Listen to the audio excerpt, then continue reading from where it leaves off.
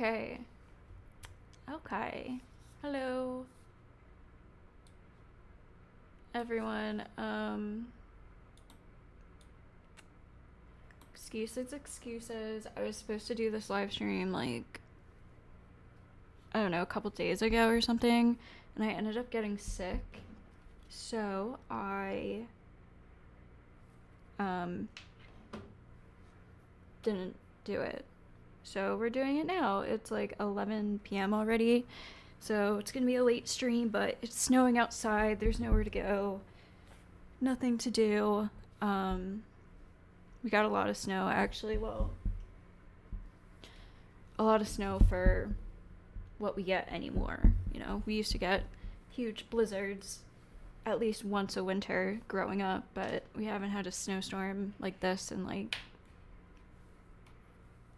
10 years, maybe 5 years if I'm being generous. So yeah, that's kind of cool. But anyways, I know there's a lot of bad shit going on right now with ICE and all these shootings and everything. And I think it's really fucked up. I think it's indefensible. Yeah, I have a lot of thoughts about it, honestly, but I am not here to talk about that. I'm here to talk about a little bit of a lighter subject and react to the entire Pearl versus Anna Kasparian debate, because, you know, we've all seen the clips, but I haven't seen the full debate yet, so that's what I'm going to be doing tonight. And if it gets too long, I might have to do it into 2 parts, but we'll see. I'm going to try to crank it out all tonight. So this should be fun. We've talked about Pearl a lot on this channel. We've covered a lot of her content. Longtime Pearl hater. And I've said for a while, sometimes I really do think she's a secret feminist.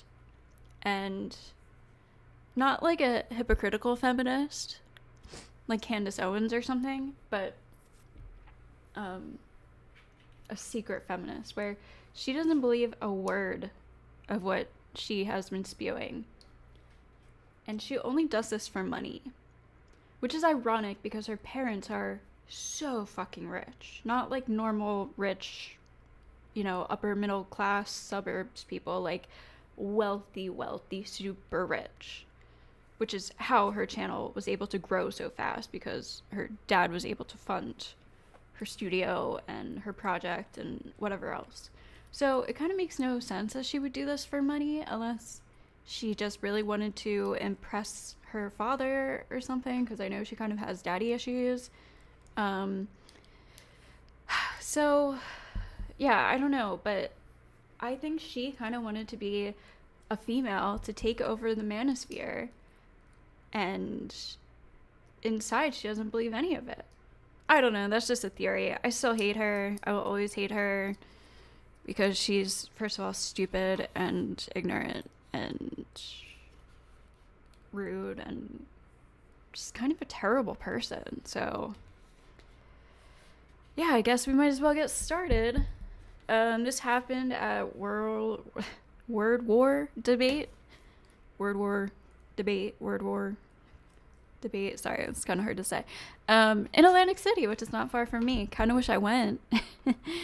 But no, that'd be weird. I don't want to be around those people.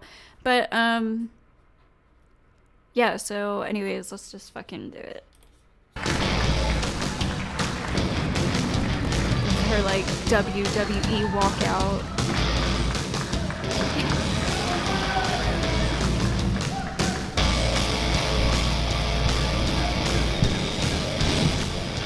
She's in her school teacher dress. All right, Pearl, welcome. I'm going to ask you the same question. If you're going to change somebody's mind tonight, one person, how are you going to do it? I'm going to let the facts speak for themselves. Fair enough. All right. God.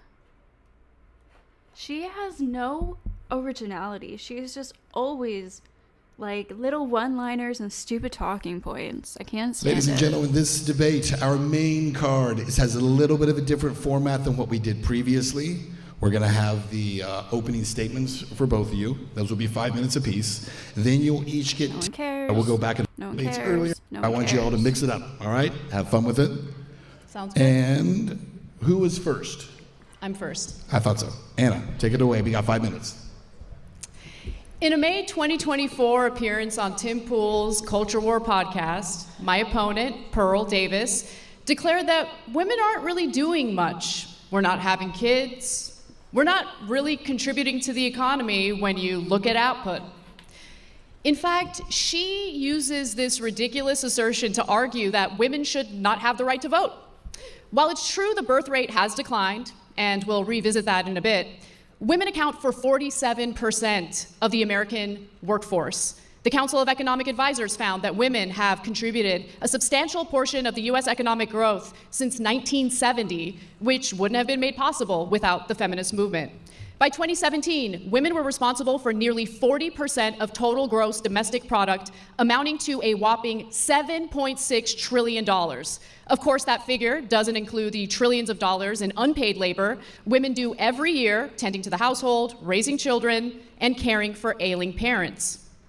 And when it comes to certain sectors of our economy, women are a dominant and indispensable force. Like in the healthcare industry, where they make up nearly 80% of workers, according to the Bureau of Labor Statistics. That's 16.4 million women. When it comes to education, in 1960, women earned less than 35% of all bachelor's degrees. Today, they earn roughly 58% of all bachelor's degrees, which Pearl herself benefited from after graduating from Elmhurst University. Women also earn over 60% of. Oh my god, hold on. I gotta look up what Pearl's degree is in. Hold on, I'm gonna let this play and look it up. Master's degrees. I hope to hear Pearl explain how a more educated and skilled population somehow translates to cultural decline, especially as we compete with China in this increasingly multipolar world. The modern feminist movement also had a major impact on decreasing domestic violence, and that's according to the US Department of Justice. Rates of intimate partner violence decreased by more than 60% from 1994 to 2010. And that's thanks to protective order statutes and funding for shelter. So this says, it's just the AI overview. It says, so Pearl Davis studied economics at Elmhurst University, formerly Elmhurst College. So she apparently studied economics. Interesting. Okay. Shelters beginning in the 1970s and 80s. Not only did the two-income household become more financially resilient, especially during economic downturns, women gained the ability to leave abusive relationships, an outcome correlated with improved child health and educational attainment. A culture that protects people from violence is not one that's indicative of cultural decline. Pearl herself has benefited greatly from the feminist movement, thanks to Title IX in 1972, signed by Nixon, of course. Sex-based discrimination in any school program or activity that receives federal funding is prohibited. Pearl herself had a rather impressive record playing for Elmhurst University's volleyball team, having earned all-conference honors as a senior. She later pursued professional volleyball in London. She could have stayed in the United States and served in her role as a traditional woman, but she didn't. And she could have been the traditional chaste woman living out her dream of everything women were supposed to do before feminism. But By the way, those women aren't actually chaste. Like, if you go and talk to these women, they are always complaining about how the men are always choosing the sluts, whatever, the non-traditional, religious women. That's what actual traditional and religious women complain about, is that men don't go for them. They don't pick the good women. So we always hear about, oh, why do women always pick the bad boys? Men do the same fucking thing. she is neither traditional nor chaste by her own admission. While feminists would have no problem with her personal choices, she has made a career bashing women for theirs. Critics often argue that modern feminism has weakened families and resulted in a lower birth rate. They tend to dismiss empirical evidence demonstrating the insidious impact of the internet, social media on modern relationships. They also brush economic instability under the rug, despite young people citing their personal finances as the main reason why they're holding off on marriage in the first place. True. In lieu of discussing those factors, Pearl spends much of her time discouraging men from getting married in the first place. During her debate with Trent Horn, she declared that men are better off shacking up without ever getting married. That was a good debate. Her reasoning? Women are too fat and STD infected. 25%, that's a lot. You did Shut say up, that. Pearl. She didn't stop to think about how they contracted the STDs in the first place. Boring. Data from the National Library of Medicine show that modern men are just as promiscuous as modern women. Men and women are in bad shape, and in the United States, we can discuss why, but feminism is not the reason. Very good. Thank you. Nice job. Okay, Pearl, we got 5 minutes. You All can be right, on the clock. let's hear and let's it. go. Most debaters and commentators are elitists who tell average Americans from their ivory towers what to think and how to feel. My answer to this question not only comes from covering current events and researching the facts, data, and statistics, but also in my professional experience interviewing over 1,000 people in America and Western nations. Feminism has given... Bitch. First of all, she said America and Western nations. 1,000 people is not that many people. Also, you've been saying that for like years now. 1,000 people is not a lot of people. I've talked to 1,000 people. I haven't interviewed them, but like, it's just, that's not like a, like that's not like a good credential to use. Also, if we want to talk about elitist, how about let's talk about the girl who literally her dad paid for everything in order to get to 1 million subs within a year on YouTube. The only way she was able to do that is because she had a nice ass studio with nice ass equipment where she was putting out high quality content basically every day of the week. Or like, I don't know, it was like 4 times or 5 times a week.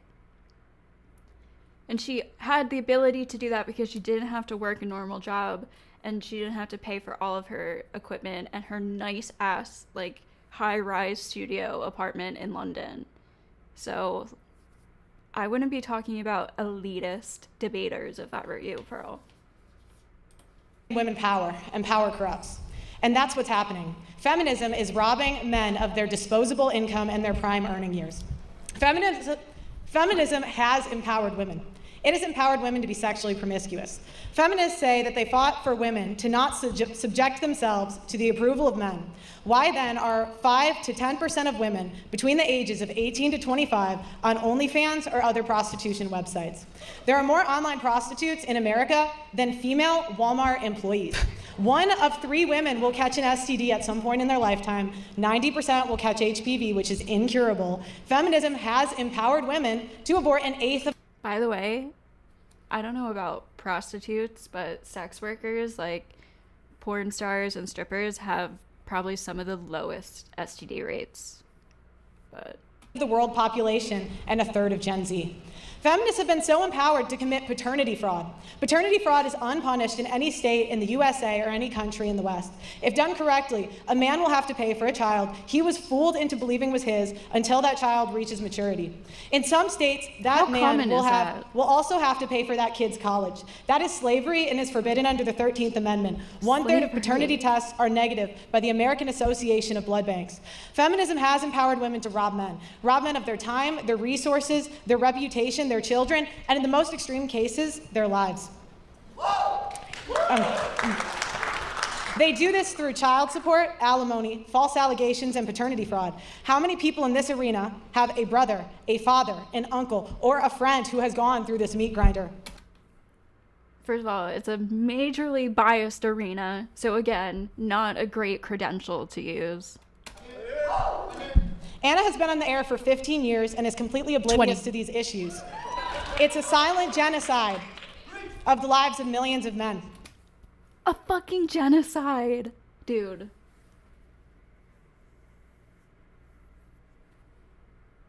Feminism is a genocide of men. That's fucking insane. Like, what even is that? Okay.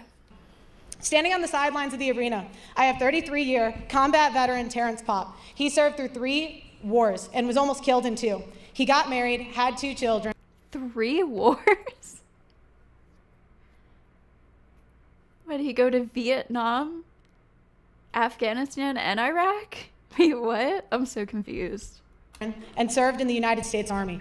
Terrence Popp was deployed to Iraq in 2004, and as a member of the airborne infantry, he was wounded by a roadside bomb and suffered a TBI. I might just be stupid on that one. I don't know. Maybe there's like a war in Africa or something that he went to. I have no idea, but that just sounded weird. And a stroke from the blast. He was evacuated out of the country, and it took over 2 years until he had recovered. While he was recovering, his wife was plotting to divorce him. His wife murdered his 6-year-old chocolate lab out of spite because he filed for divorce first. When he confronted her, the response he got was, "I told you I did not want you living here."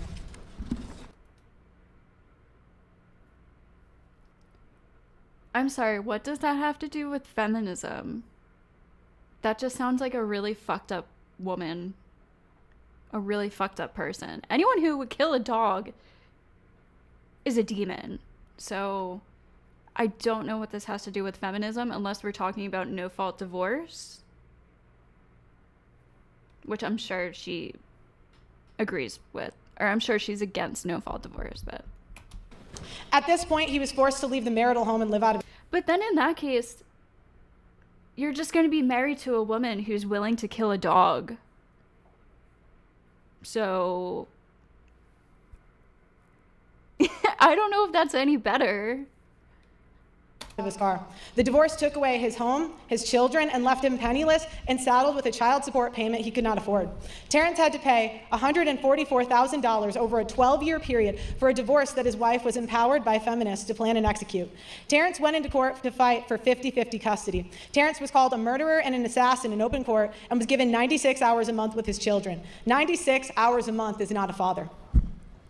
While homeless, he spoke to many other men who would never get off the streets due to child support arrearages and penalties. I just want to say, we're only hearing one side of the story. So, I'm just curious. I'm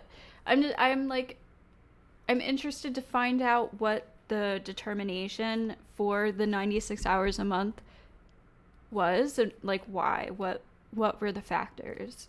Because most states at this point do start at 50-50 custody now. Now how they define like 50-50 custody is kind of weird. It doesn't actually mean like 50% of the time. So, but that's also for like reasons for the children. Like imagine being a child and literally every 2 days you have to go to a different town or something, or like if the parents don't live in the same town anymore, they live in different school districts, obviously they can't do 50-50 custody. So it's kind of up to the parents to be able to make it possible and convenient for the children to actually spend about 50% of their time with both parents. Yeah. Which is, of course, the ideal situation, right? Penalties, and the men constantly getting arrested for unpaid child support. The disparage of losing his children and his home, and his PTSD and constant pain from his wounds, he became suicidal. While at his post in 2008, a former commander of his came to see him to secretly say his last goodbyes. The next day, Mr. Popp's former commander put on his dress blues and went to the Holy National Veterans Cemetery and blew his brains out. Terrence Popp was notified of the death and was shocked because he was planning to commit suicide in the exact same manner. So in effect, his former commander took the bullet that was meant for him. Terrence Popp decided he would not kill himself and has spent the last 20 years saving 576 men from suicide with comedy. If you look to the left of the stage, Terrence is holding the dog tags for every life that he has saved. Now, why am I telling you this? Shout out to Terrence, yeah.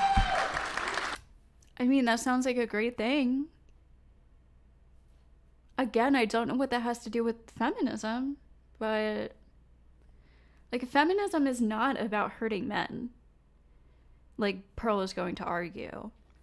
You can be a feminist while also supporting men's rights issues at the same time. They are not antagonistic to each other. You can be both. You can support feminism, women's rights, and you can support men's rights. Things that support men and help men at the same time. So, yeah, I think that's a big oh my god, what's the word?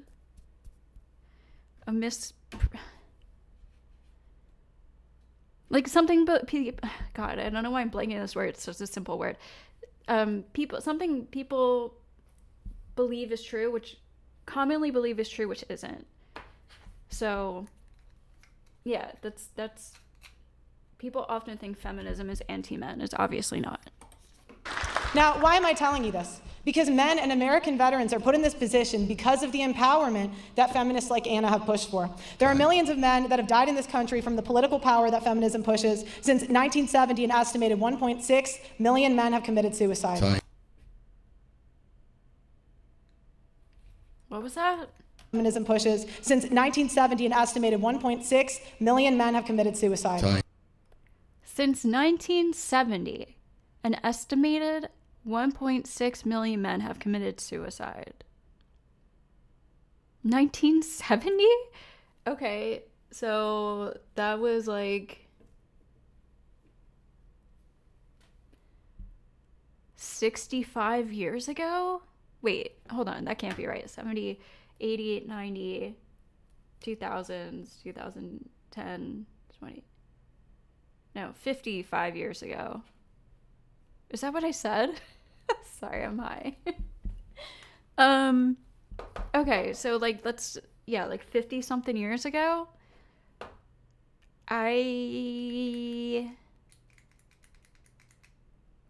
Like what? Also, I still don't know what that has to do with feminism. 1.6 million men have killed themselves in 55 years because of women's rights. Someone explain it. Stop there. If feminists cared about equality, why aren't they fighting for equality in divorce and family court as hard as they are fighting for abortion, working, or becoming sex workers? Thank you. Okay, this is gonna be a heavy one. We're gonna go now to the opening interrogations. We have 10 minutes. Do we have that on the clock? Yeah, it's fading in right there. Okay, and take it away. 10 minutes. Who's interrogating who? Whoever wants to begin. Aside from the specific anecdote that you shared, which of course is tragic, can you cite some actual studies that look at the statistics and back up what you say in regard to the outcomes of marriage and divorce in America? No. 41% of 109 rape cases reported to police in a Midwestern city were admitted to be false by complainants. In one Midwestern city? And which Midwestern city was that? You know, you can go from your ivory tower and I'm tell not in an people ivory what to tower. think I'm and on how this to debate feel. stage interrogating Also, your assertions. And by the way, I watched Abbott and Preach do like a little cover of some clips from this debate, and apparently Abba looked up that stat, and that stat was also from, I think it was from the 80s or something.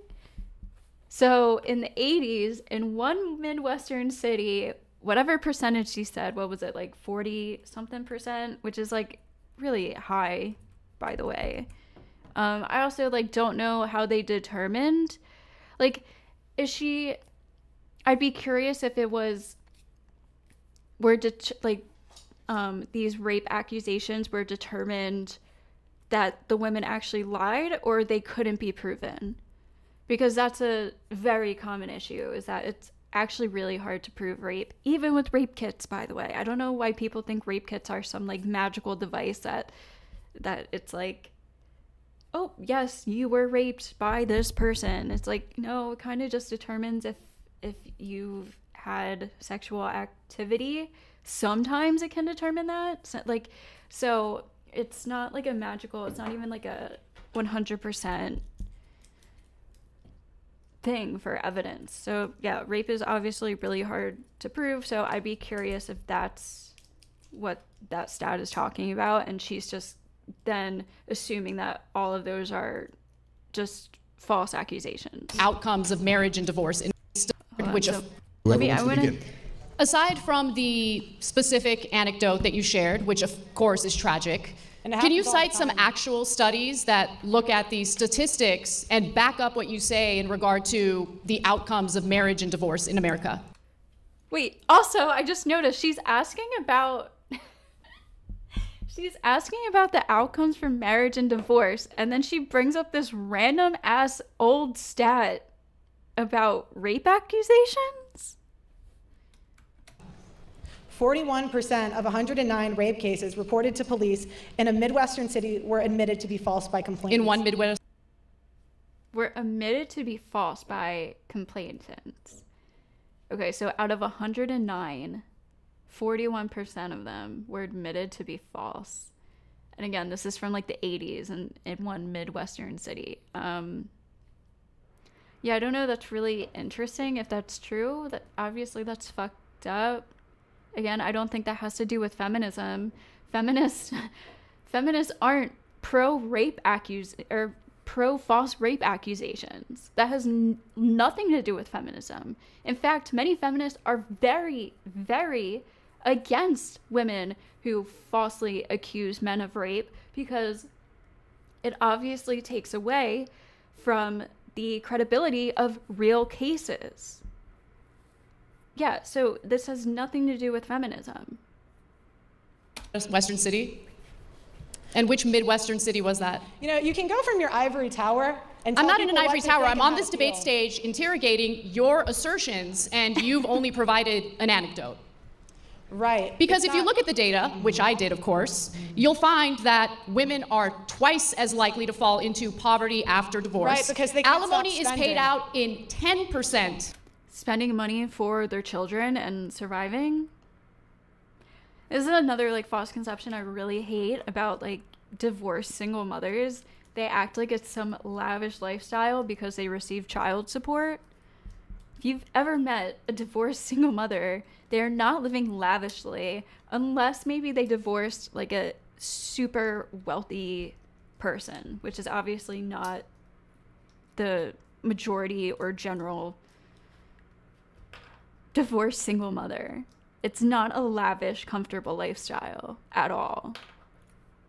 Of divorces. According to the Census Bureau, the average child support payment is $441 a month, and only 60% Right, but how of much are those they payments making? get paid out. How much? Women do not get True. child custody 90% of the time, as you have asserted before. In fact, 95% of custody cases are mutually agreed upon outside of the Outside courtroom. of court. Women get full custody 40% of the time. Men do get full custody 20% of the time. And 40% of the time, it's shared custody, which I think is the ideal situation, assuming that neither spouse is abusive.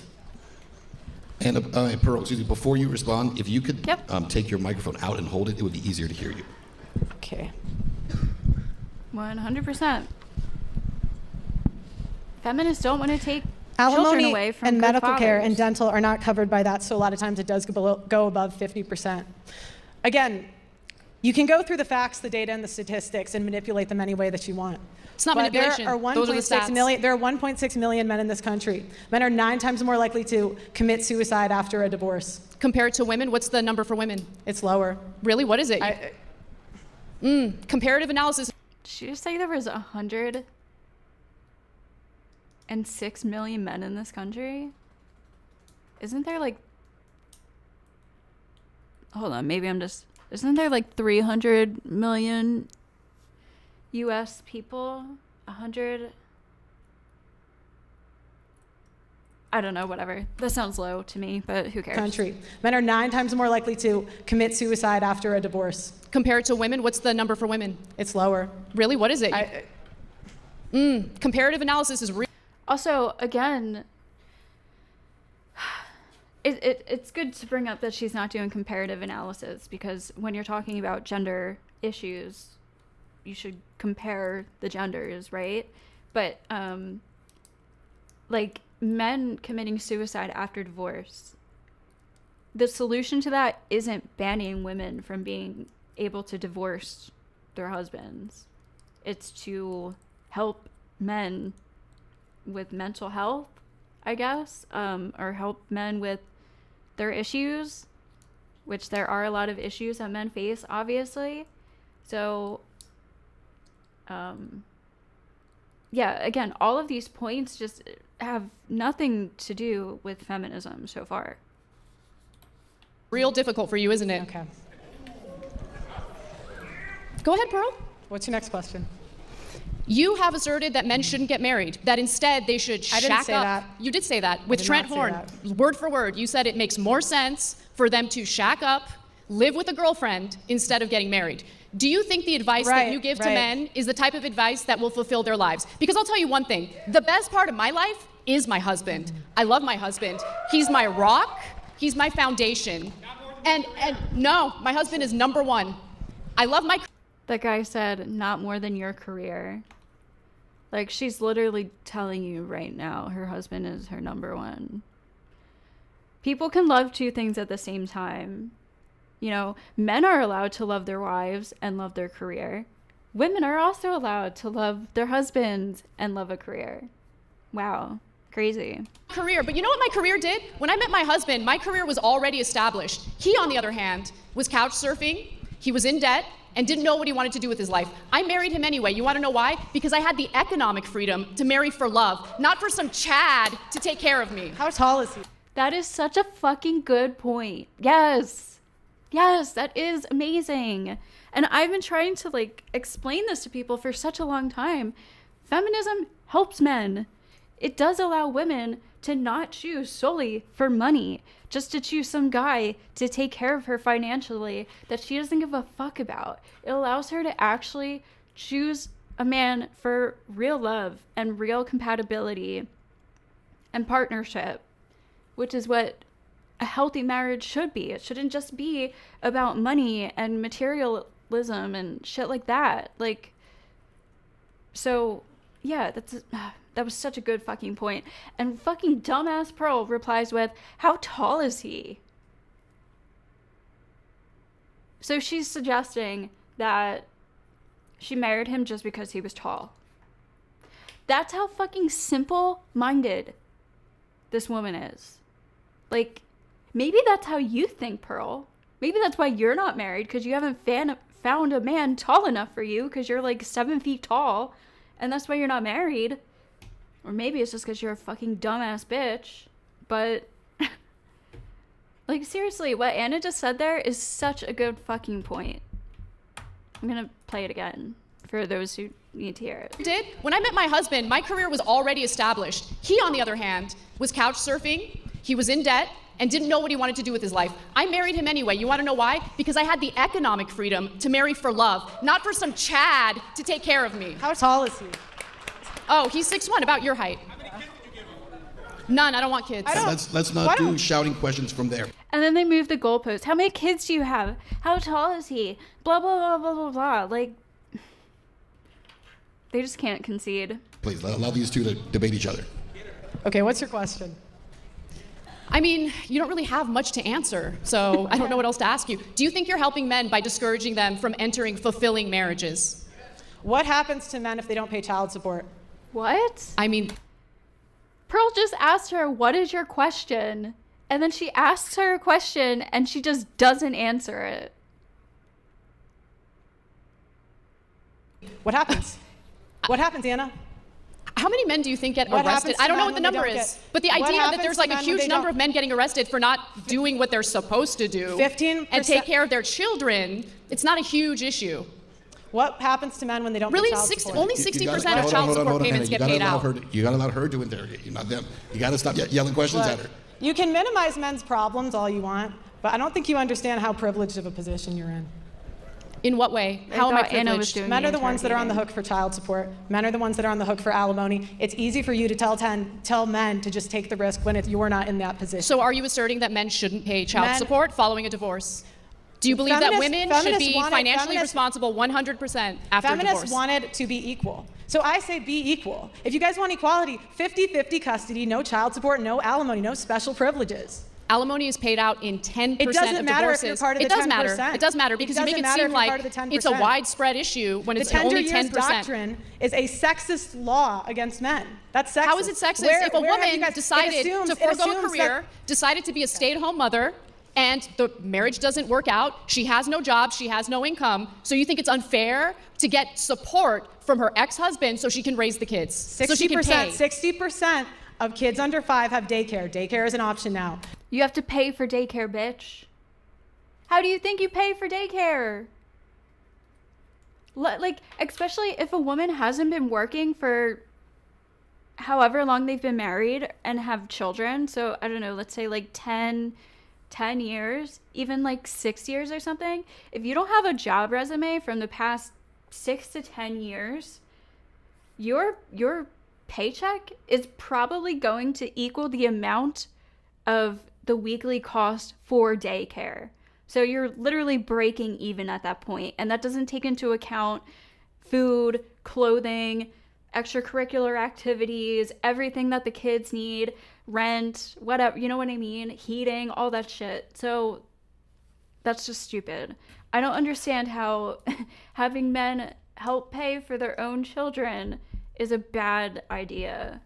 That's just so stupid. I agree that 50-50 custody is the ideal situation, but like Anna said earlier, 90% of custody cases are settled outside of the court. So that means that both parents are agreeing with and settling with their custody arrangement together. It's not decided by the court. They are deciding it themselves. So the men are agreeing to this. You wanted to be men. Do you know how much daycare costs? You wanted to be men. Here Do you know how much daycare costs? Do you think it's free? Let her answer. A lot of things are expensive, Anna. I mean, it's men. That's not an answer. Women have 85% of consumer spending. Women spend money all the time. You spend money on hair dye. You spend money on Botox. You spend money. You should think about it. That was unnecessary, and I think it came off bad. But I mean, Pearl does that to women all the time, but it just, I don't know, it comes off catty. I sure am. You spend money all of the time. Yep. So you wanted to be men. Here it is. You're equal. Pay for daycare. Equality means that when you have a child or children, you're both responsible. Yes. So the Right. idea that the woman should take 100% of the costs on herself without any help from her husband or ex-husband is ridiculous. Even though she spent the last however many years staying at home raising the child, foregoing a career and work to be able to raise that child. Because that's what this argument is about right now, is that because the only women who receive alimony are stay-at-home moms. So this is why also I say feminism helps men, because feminism basically made alimony very uncommon. Men don't pay alimony anymore because women work now. So there you go. How is that fair? Well, how is it fair that he doesn't get 50-50 custody? Well, first of all, why are you asserting that they don't? It's 50% his DNA. Why can't he have... Pearl didn't get crushed in this debate? Okay. I guess Biden didn't get crushed in the 2024 presidential election debate either, right? 50% custody. Where There has was a feminists study. been? Let me answer your question, even though I should be interrogating you. I'll answer your question. Massive study out of Massachusetts that looked at 24,000 divorces. In those 25 divorces, they found that in only 8% of cases did men ask for custody. 8%. Right, because the average American can't afford divorce fees, Anna. But women it can costs afford to raise $25,000. She was just talking about, well, daycare costs a lot of money. Just pay for it. Just pay for it. children by themselves divorce. without support from the ex-husband. How does that make sense? What did you say? I didn't hear you. We were both talking. You're complaining about the costs Okay, while simultaneously arguing that a woman should not not get child support in order to raise the children that the former couple had together. Are you guys equal or not? Anna literally didn't say one bad thing about men this entire debate. Well, okay, to be fair, I haven't watched it yet, but so far, and from the clips I've seen, she hasn't said anything bad about men. So I don't know. We'll watch it and see together, but you want to yes, be equal. equality means that you're both responsible for raising the children, and that includes the so cost you should have of raising equality, the children. but not at the expense of men. 50-50 custody, 50-50, no child support, no alimony. That's equality. You don't want alimony equality. makes sense if You the want- woman was you a want stay-at-home mother not- and doesn't have a source of income. How else would she? I'm sorry, I keep pausing, but not helping to pay for your child isn't equality. Also, this isn't about the parents. This is about the children. Child support is for children. Hello. The money is to raise your fucking child. So if you get divorced, and again, most states do start at 50-50 custody. Most custody cases are agreed upon outside of the court. Both parents make an arrangement and agree on it. So men are agreeing to this.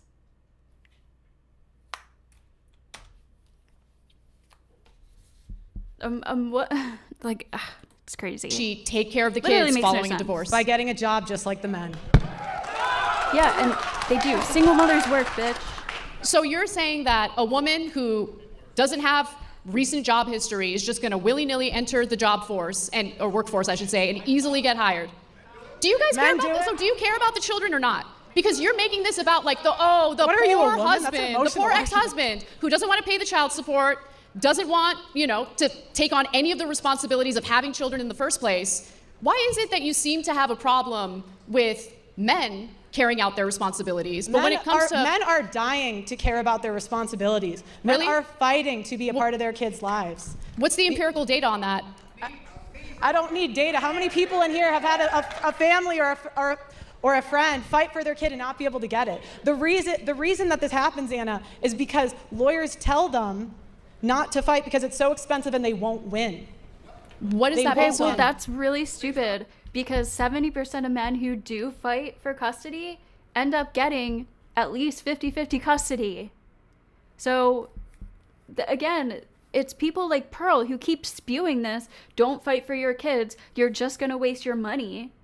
That's not true. That's not true. So Pearl is the one that's actually hurting men and fathers. This has been looked at for years. This is a total misinformation that has been around. I used to believe the same thing until I actually looked in. I used to just assume that the courts were really against men and fathers and it was unfair, which is due to sexism, by the way.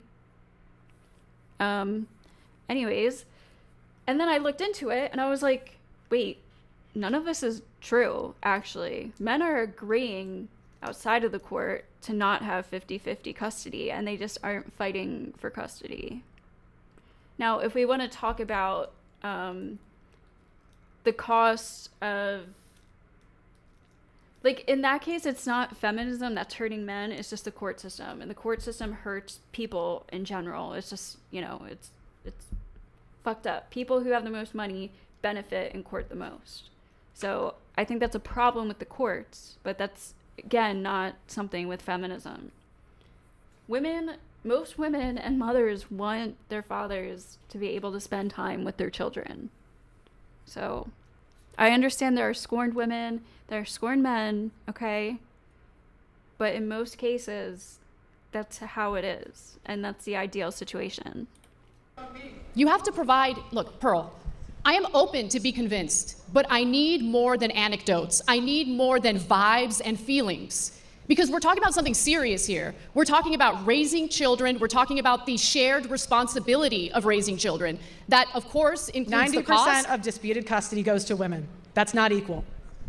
90%, that's a totally made up statistic. Where are you citing that from? All right, let's take a break there because our time actually ran up. Those opening interrogations are over. Let's take a moment here. You guys want to grab a sip of water? Bad. All right. She just literally The pulled next the step is number gonna out of be her ass. 30 minutes. We're going to open it up. Again, open debate. I'd remind you guys, I know everyone's passionate about this. I get that. But we can't have multiple people debating at the same time, right? We've got one debater here. We got one debater here. Let's keep it here. All right? Let's put 30 minutes on the clock. And let's begin the open debate. Pearl, I'll let you pick up here. Go ahead. What happens to men when they don't pay child support? There are consequences for it, especially when Which there's a are? court order for them to Which carry are? out their responsibility and pay child support so that child can be raised. And what happens Do you if they think don't there pay shouldn't be it? legal responsibilities or legal consequences if they fail to carry out a court order to, take care of their kids? I've interviewed men that have paid millions of dollars in Don't child care about your support and interviews. married- Anecdotal evidence doesn't matter. What I need is actual, statistic, empirical evidence. I wouldn't say anecdotes don't matter completely, but they're not as compelling as actual data, right? Because we can give anecdotes for either extreme situation, any extreme situation.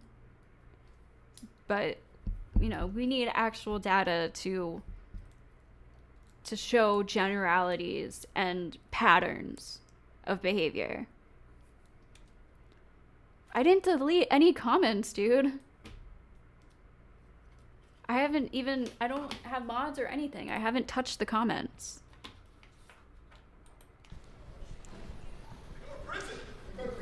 They should pay their child support. Are you talking about the she made Anna reveal herself for the covert misandrist that she is? Or Pearl didn't get crushed? Those are the past 2 comments I can see. $441 What happens- is the average child support payment. $441 a month. Yeah, that's for someone that makes $24,000 a year. You just told me a woman can just go to work and take care of the kids totally by herself. How She does did a say guy that. live when he's paying $500 a month on $24,000 a year? You think $500 a month is too much in child support? Do you know how much it costs to raise a child? Do you know how much childcare costs, for instance? I mean, that mother has to go to work, right? Where's the kid going to stay while that mother is working? How is she going to pay for the What happens to men when they don't daycare? pay child support? Sorry, say that again. What happens to men when they don't pay child support? There are legal repercussions for not What- carrying out a court Okay. mandate Do you think to that- do something. All right, so I live in Pennsylvania. I looked up average childcare costs per month. Childcare costs in Pennsylvania range from approximately $800 to $2,000 per month for full-time center-based care, depending on heavily on the child's age, with infant care being the most expensive. So for a full-time center-based care, which means like not in-home, right? It's like a daycare or something, full-time, which is I guess like 5 days a week, the most hours. The minimum average is $800 a month. So the average child care payment, the average child support payment from men being $400 a month isn't even half of a full-time child care monthly payment.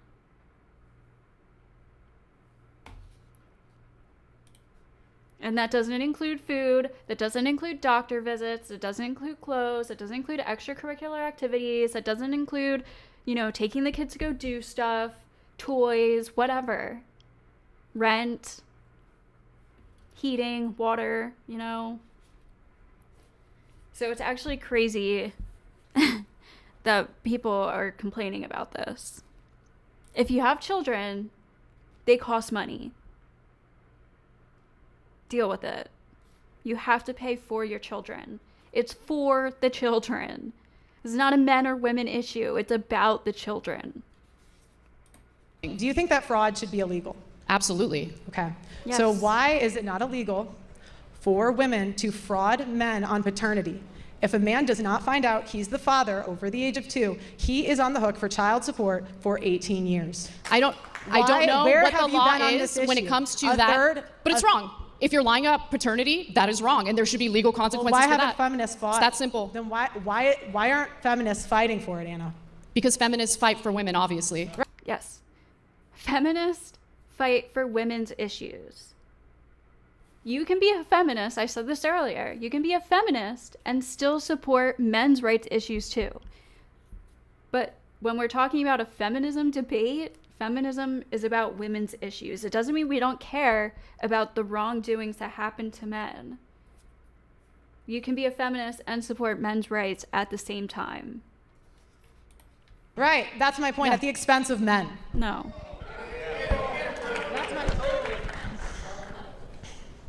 You guys want to believe women at the expense of men. Why isn't Amber Heard in jail? Because of the Me Too movement. Amber Heard isn't in jail because it was a civil court case, and Johnny didn't prosecute her for criminal charges. It was a defamation civil court case. He didn't want her to go to jail. As many abuse victims don't actually want their abusers to go to jail because of a really fucked up psychology. Like when she cut off his finger with a vodka bottle, he lied to the people at the hospital, he lied to the police, he lied about the incident because that's what most abuse victims do. I would love to see Amber Heard in jail as a feminist. I hate Amber Heard. My channel started by covering Johnny Depp and Amber Heard stuff. I hate Amber Heard. I'm a 100% Johnny Depp supporter. But the reason she's not in jail is because it was a civil court case and Johnny didn't go after her criminally. You guys pushed believing all rape victims, and now we have rape. Amber Heard had to pay out a massive settlement. Yeah, but why isn't she in jail? You want her in jail? Yes. Well, he ruined his the penalties life. for defamation are what the court's decision is, right? You want people to go to prison for defamation? He had to go to 2 different countries to clear his name. Why isn't she in jail? He lost millions of dollars. To be clear, you think the penalty for defamation is prison time? I think the penalty for a false accusation is that the woman should get the same time that he would have gotten if he was found guilty. Men don't go to prison for defamation. Yeah, he didn't charge her for false accusations. He just charged her for defamation. Also, it's probably going to be really hard to prove whether those things happened or not. I totally 100% believe Johnny Depp, and I think Amber Heard lied about almost everything.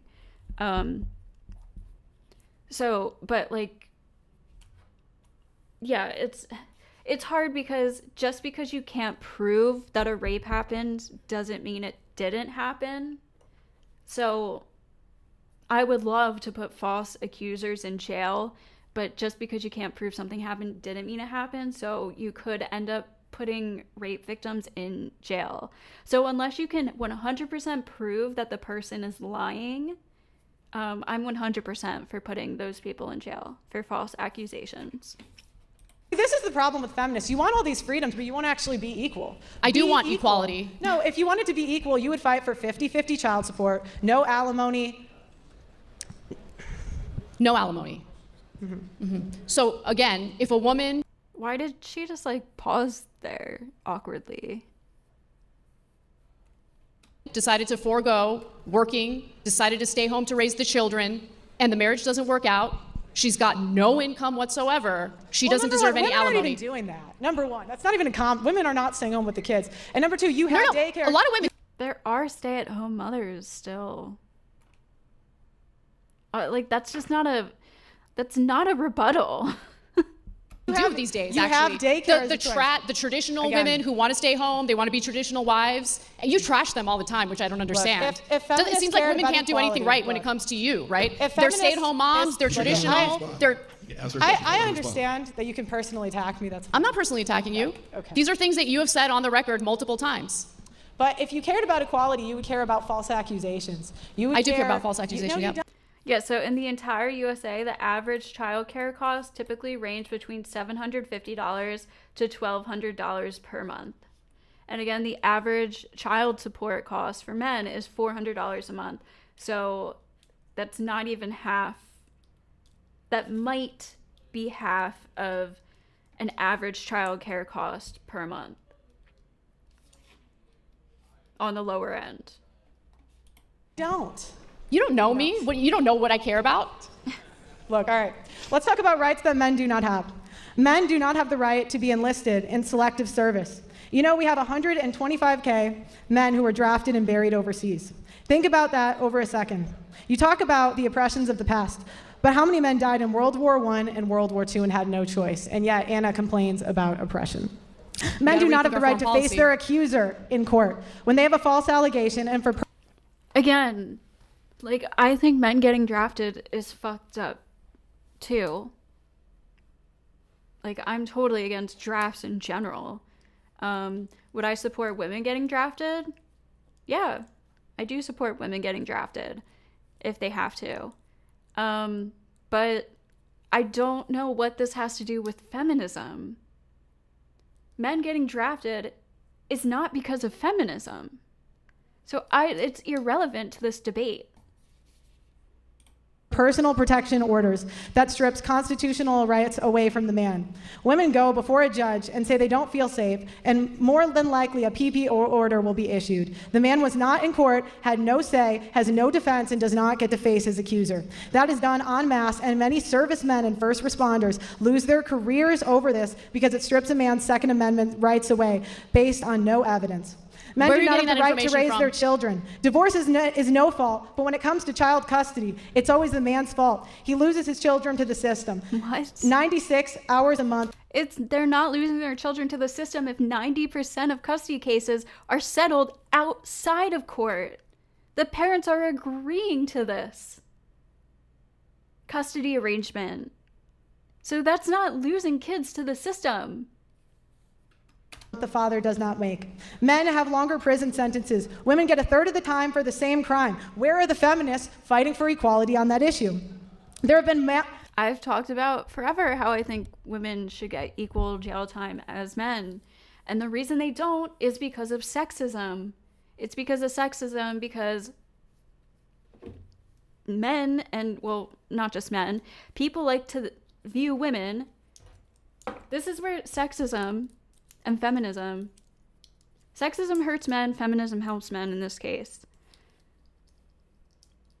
The sexism is thinking that women are naturally good mothers, nurturing, caretakers, non-aggressive, can't do physical damage, blah, blah, blah, blah, blah, blah, blah. And all of this sexism bullshit has led court systems and juries to infantilize women and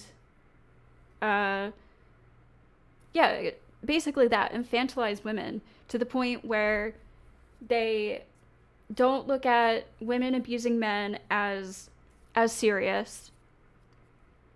They think that women will naturally make better mothers. They blah, blah, blah, blah, blah. All of this is sexism that you guys love to keep in our ideologies. You guys would love to keep the sexism alive. Be like, women are this and men are that, when really that's not the reality, and it's actually hurting men and fathers. So feminism actually fighting for equality for the sexes and viewing that there are, yes, differences between men and women, but we actually have more similarities than differences, would lead to better outcomes for men in court from juries, honestly. So think about that. There has been rampant discrimination against better qualified men in hiring across multiple industries. Men pay more child support, and child support orders... Wait, rampant discrimination against men in... What was that last thing? ...quality on that issue. There has been rampant discrimination against better qualified men in hiring across multiple industries. Men pay more child support, and child support orders are not enforced at the same rates between men and women. Women are more likely women pay not child to support. pay Fascinating. and are prosecuted for non-payment at lower rates. Men cannot opt out of parenthood. Men have very few domestic violence shelters. Women can't opt out of parenthood either. If you have a child and you're a mother, you can't just be like, I don't want to take care of this child anymore and walk away. So that's just dumb. And are not taken seriously when they're domestic violence victims. I agree on that. White men in particular are discriminated against when it comes to hiring and educational attainment. True. The Duluth model is a model that law enforcement, courts, and counselors use automatically that assumes men are the aggressor. The tender years doctrine is a guideline in divorce used to justify removing the father from the child's life. The only institutional sexism that exists is institutional sexism that discriminates against men in favor of women. Furthermore, U.S. courts do not require receipts to show how that money is spent by the custodial parent, unless there's overwhelming evidence of starvation, malnutrition, or severe child abuse. There are numerous reports of custodial You want the parents government spending to the check money receipts on and luxury. see, like... Let's let her respond to some of that. Hold on, no, let's understand something. You want government to be so big that you literally have the government looking at receipts to see what a mother is spending the money on? Hold on. Well, yes, and they do this at least in some cases. If the father believes that a mother isn't spending his child support money on the children, you can ask for the court to demand evidence from the mother to prove that she is actually spending money on the child. I know that is a thing. So, and I think that's a good thing. I obviously, if like, women should be held accountable the same way. If women are taking care of their children and a father believes that she's not spending money on the kids and she's just spending money on herself or whatever, frivolously, then yeah, she should be able to prove that here's this receipt for daycare for this month. Here's this receipt for clothing. Here's this receipt for a field trip. Here's this receipt for all the food. Blah, blah, blah, blah, blah, blah. I think that's totally fair. Insane. I want no child support, no alimony, 50-50. Yeah, because you're crazy and you don't live in reality. Yeah. I want equality. I'm more of a feminist than you, Anna. Because I say if you want to vote, be in selective service. Be on the front lines just like the men are. Who do you think gives birth to and raises those soldiers? What does that have to do with anything? Because you assert that women shouldn't be allowed to vote because they're not all in mandatory military service. I say be equal. You want to vote, do what the men do. Men are fined $125,000. Should women be included in combat? Should women be included in combat? Yes. Okay. Do what the men do. Fair. Do what the men do. Yeah, fair. Agreed. Next. Next? Nothing? Okay.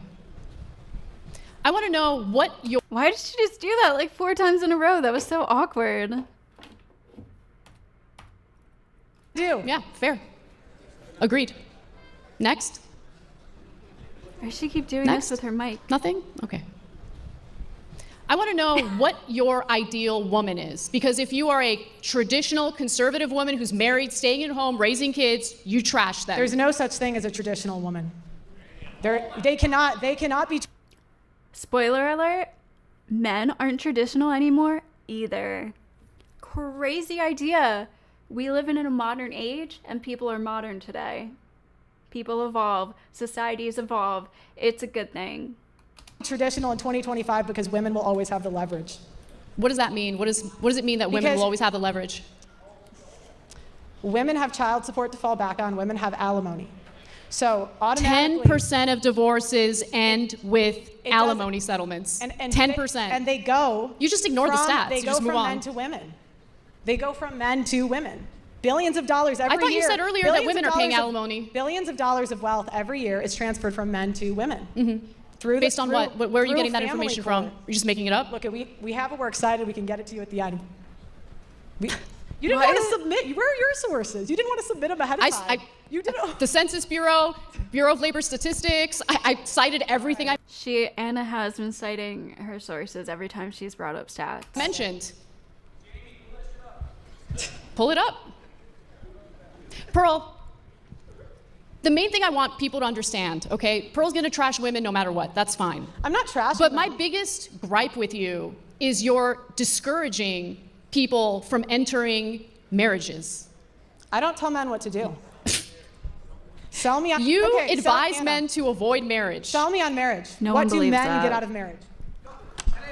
That's sad. It's sad that people think that. It really is. You get a partner, you get a teammate, you get to build a life together, and it's beautiful. Yeah. I feel like misery loves company in this situation. Yeah. And how would you know what you get out of marriage if you haven't experienced marriage in the first place? I'm not saying that as a personal attack. I really hope that Pearl meets the love of her life and gets married. It's not about that. But you trash it without really understanding what the benefits are. Why do we have phrases like it's cheaper to keep her? Pearl, Answer the question. divorce is expensive. And by the way, on purpose, to discourage people from getting divorced in the first place. Also, financially, women end up way worse than men financially after divorce, by the way. Why do we have phrases like... And divorce costs money for women, too. It's cheaper to keep her actually applied way more prior to feminism. Because again, women being in the workforce means that they have their own money and aren't required by their husbands to help pay for them, because women have the ability to have careers and work. So cheaper to keep her is a very old phrase that really isn't relevant today. Like happy wife, happy life. Because of feminism. Because it's true. Same with happy husband, happy life. I don't want to come home to an angry husband. So true. But that's not a phrase. Do you have any is other it? like catchphrase or slogan you want to throw at me? What do men get out of marriage? They get a partner. That gains 25 pounds in the first 5 years. Men get pretty fat too. I don't know if you've done a comparative analysis on that. They actually end up gaining more weight than their wives do. Yeah, that's also And true. who cares? Men. I mean, have a conversation with your partner. Encourage her. How Be can an adult. How can men and women be equal? Especially if she's Also, like, if women are having children, she's gonna gain a little bit of weight. How giving you can men children. and women be equal when one is expected to die for the other? Also, hormones. Women's hormones cause women to gain weight more and make it harder for them to lose weight. So that's just that. I'm not supporting people being overweight or anything, but that's just, as you get older, it's harder to lose weight and it's easier to gain weight. And also, men do gain more weight. So it's kind of irrelevant. I don't expect anyone to die for anyone else. I don't know what that even comes Yeah, from. but men are willing to die for you every day. The men in the police force, the men in the military. What about the women in the police force? They're 10% and they cause so So many what? problems. Who cares what percentage women make up of the police force? Yeah, They're in but the they police can't- force. they My can't- sister-in-law's a cop, actually. They can't do the same jobs. There's videos on the should internet see my everywhere of sister-in-law. women getting their guns taken because they're not strong enough. Are you just making things up? How many videos are on the internet of incompetent male cops? There's plenty. And there's an endless stream of videos of incompetent male cops. I just hate the stupid back and forth. Like, what about this? This men, women, this, blah, blah, blah. It's just so fucking stupid. This is just a human issue. It's just a people thing. Pearl, what are you doing? Like, seriously. Next question. Are they yelling focus at her? Do you realize how good you have it in this country? Absolutely. Best. Pearl! You are the most privileged person. Who are you to ask somebody that? And what does... I don't understand. Best country in the world. What is the And point you of get that the life question? to live the life you live at the expense of men. No, that's not true. That is true. Show me how. Yeah. Do you know how many men die every year? Just to... There are men that die every year to get you crab. How many women die every There are men that die every year to get you crab. Okay. First of all, they're getting other men crab too. Second of all, I have no idea what this has to do with feminism. Like, also, that's just such a random fucking thing. We don't even need crab to survive, so... The seafood industry overall is kind of fucked. It's really bad for the environment, and... Like, I don't know what this point is supposed to do. year during childbirth? Not many. This country has the highest maternal mortality. Not many women die during childbirth, but there's all these men out there dying getting crab. Okay. Like, do you see the fucking retardedness?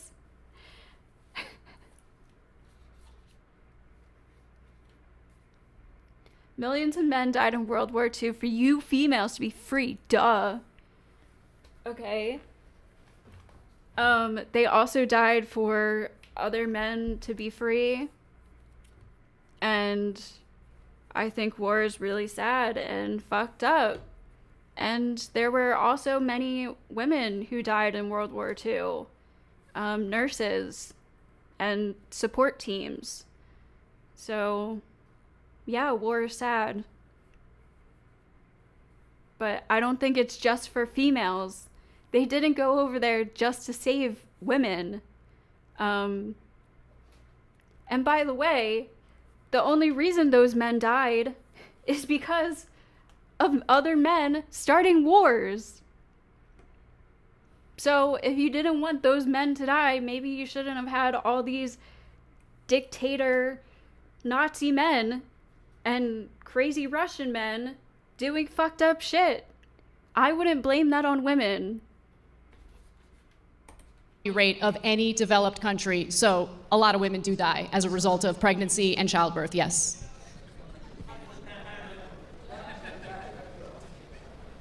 That is true. The U.S. Pregnancy mortality rate is super high for a developed country. This is painful, man.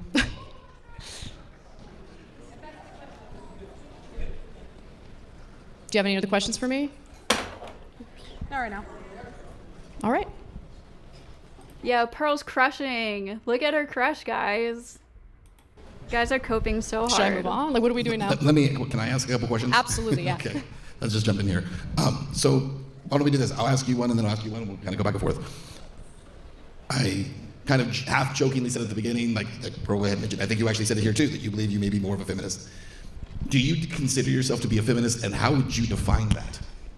I don't consider myself to be a feminist, mainly because it's a loaded word, and there are certain outcomes from certain waves of feminism that I don't agree with, particularly minimizing the importance of men in society. I do think that there is, especially the third wave of feminism that's done that. Those are radical feminists, and we shouldn't let radicals define our movement. So I kind of hate this take, and I used to have the same take. I used to be like, no, I don't call myself a feminist because the word has been hijacked by a bunch of lunatic radical women. But most feminists are just average women that don't hate men, that want good for both genders, and it's just women supporting women. Just like how you have men's rights, men supporting men. I think that's a great thing. Again, you can be a feminist and still support men's rights at the same time. They are not antagonistic to each other. So I want to take back the word feminism and not let the fucking crazy ass radicals hijack it. I think it's great to be a feminist. I'm proud to be a feminist. And yeah. I personally really value masculine men, and I don't appreciate feminists speaking on behalf of all women in regard to what women prefer. I think the Me Too movement started off as a legitimate grievance with women who were legitimately abused, and it devolved into something laughable and ridiculous, especially when, I don't know if it's laughable. Again, anytime you have something like that, people can abuse it, but you shouldn't. Like, the Me Too movement did incredible things for women and sexual assault victims. It's just a lot better now than it was even 15 years ago. So I wouldn't say the Me Too movement was like a joke or anything. Just because, again, some people ended up abusing that doesn't mean that the whole movement should be considered bad or faulty or something. Because every time something like that happens, people are going to abuse it.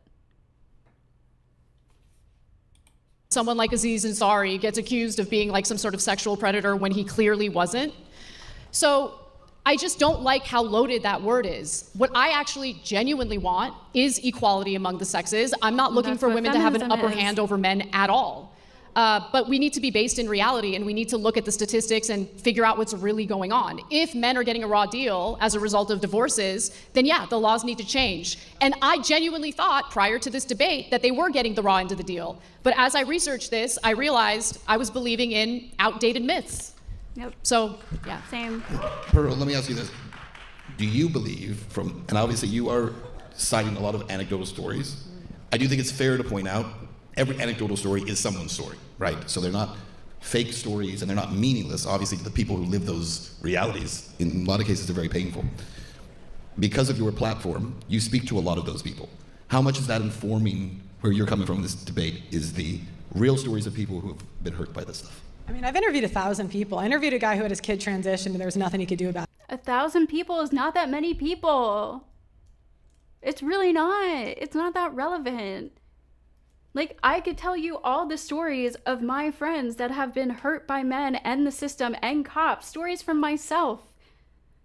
But I'm not going to use that because it's anecdotal experience.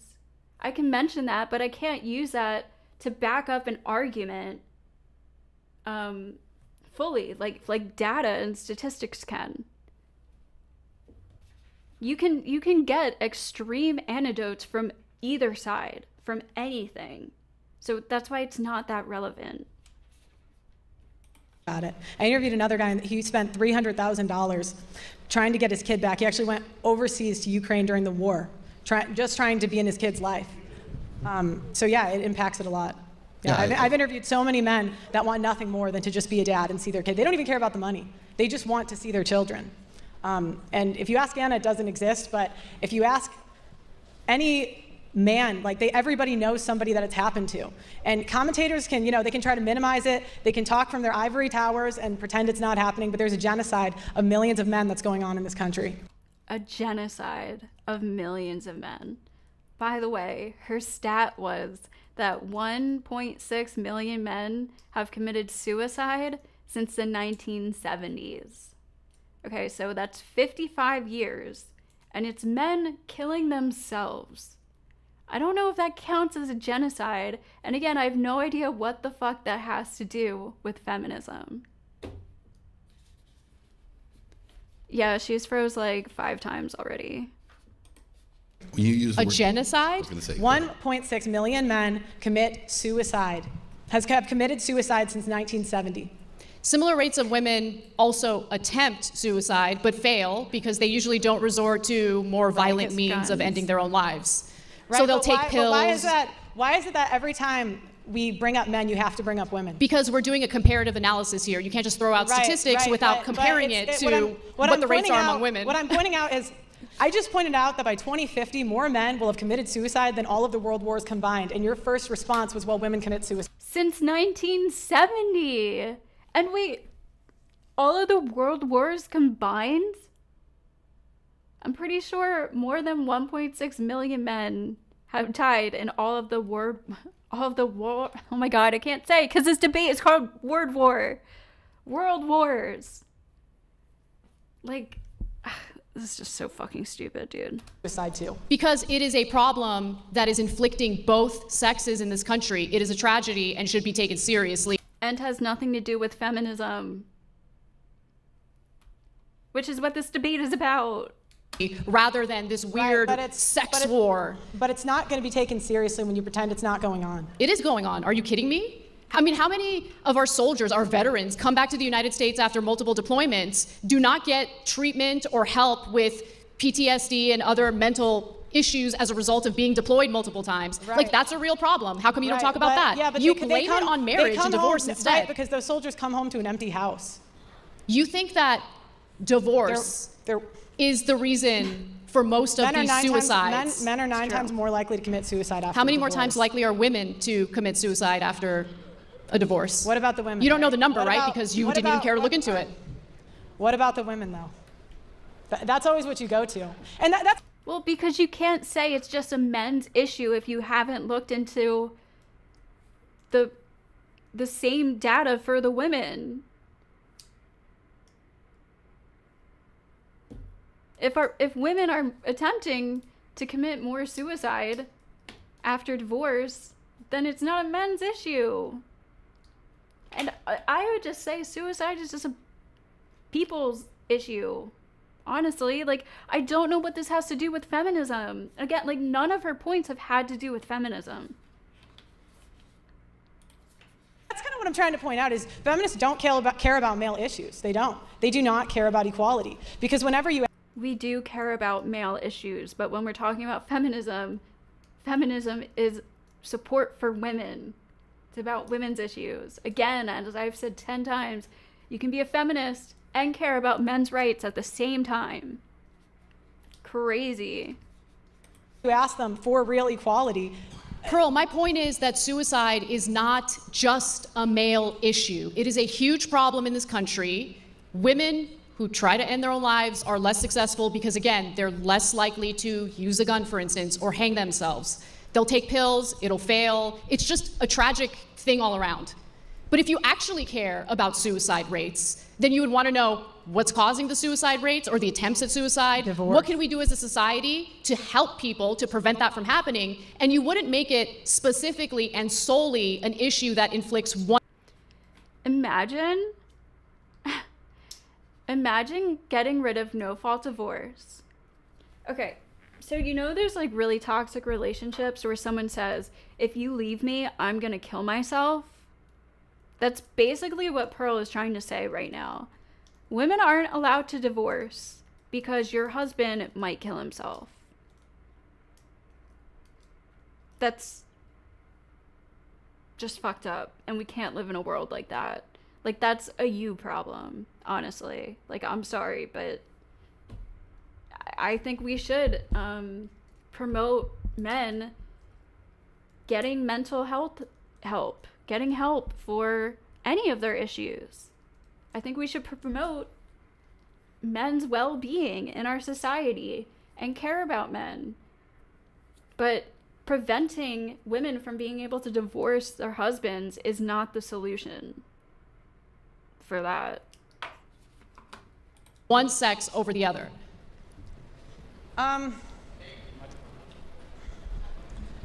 Again, I mean, you're just proving my point because we talk about male issues, you keep bringing it back to the women.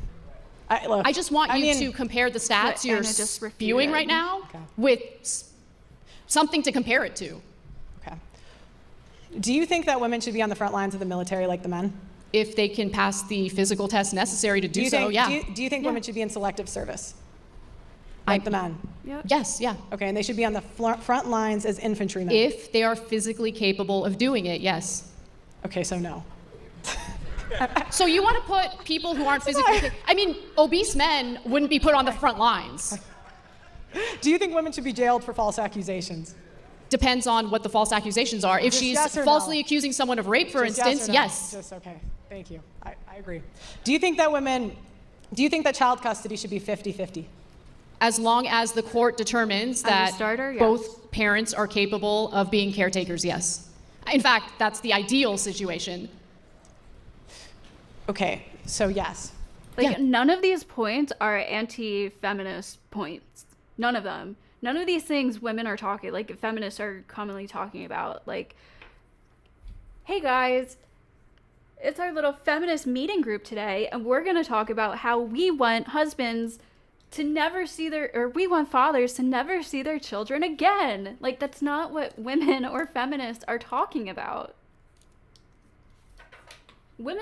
Mothers want fathers in their children's lives. They want help raising their children. It's best for their children, and they want what's best for their children. In most cases. Yes. All right, do you believe in alimony? I believe in alimony in specific cases where the woman decided to forego having a career and working, decided to stay home and raise the kids. In those cases, I believe she deserves alimony, yes. But that's a privilege. None of this is controversial. Like, this is just all mute points. You're ridiculous. Anyway, next, move wait, on. You said it's ridiculous. It's ridiculous, That it's a privilege especially, to stay home with your coming kids. from a girl who grew up in an affluent situation with incredibly wealthy parents. You don't know anything about struggling economically or financially. So to tell a single mother who decided to stay home and raise her children instead of work that she doesn't deserve a penny to raise her kids after a divorce is the most privileged piece of shit thing to say. This is Next. this is the type of nagging that drives men to suicide. Good. But I'm married and you're not, so next. Jesus Christ. I get it. She's laughing to cope with how bad this is going. Sort of depends on the father if women want him around, but mostly true. Well, yeah, of course. I'm assuming like both parents are normal parents. Yeah. A little harder to debate someone who's not an OnlyFans girl, right?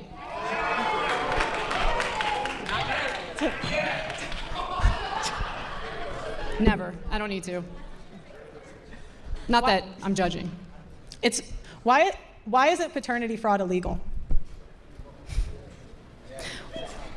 We've been over this already. It's estimated 6% of men are fathering children that are not theirs. I don't really believe your stats. Like, where are you getting that the American Blood stat Bank from? Association. Are you happy? 6%. Okay. of men. 1/3 of That's wrong. paternity And tests. yes, there should be consequences for that. But there aren't. Yeah. Okay. I've looked this up. It's not 6%. It's like an estimated one.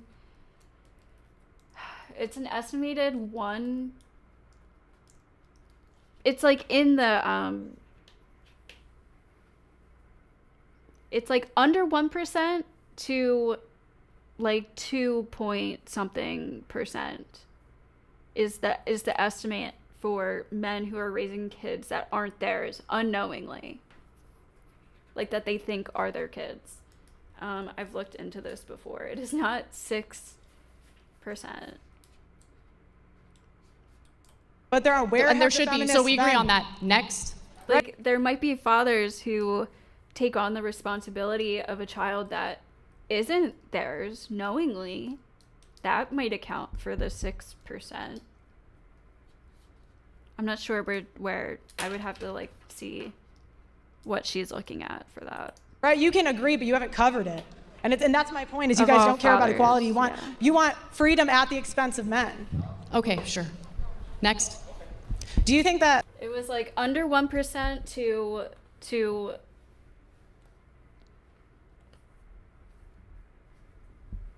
it was like point something percent to, this is an estimate, so it was like point something percent to 2 point something percent was the estimate of fathers that were raising kids that aren't theirs, that they think is theirs. So they're raising a kid, they think it's their child, but it's not actually their child.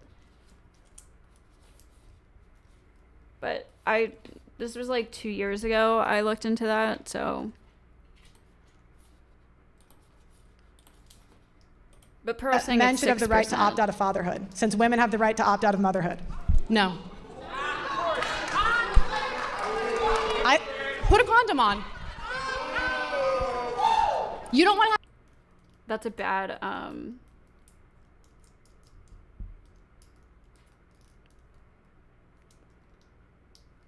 that's a bad rebuttal, put a condom on. That's just like the same as saying like, close your legs. But yeah, you should wear a condom. Wear a condom, children. I'm sorry, not children. Sorry, that was really bad. Don't clip that. Wear a condom, guys. Post World War II was Jody or the Milkman. Those jokes are that old.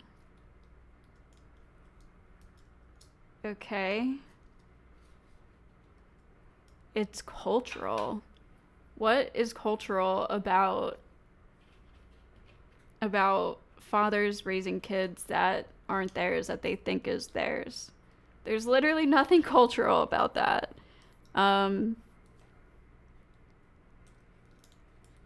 Have children, put a condom on. Or require him to wear a condom.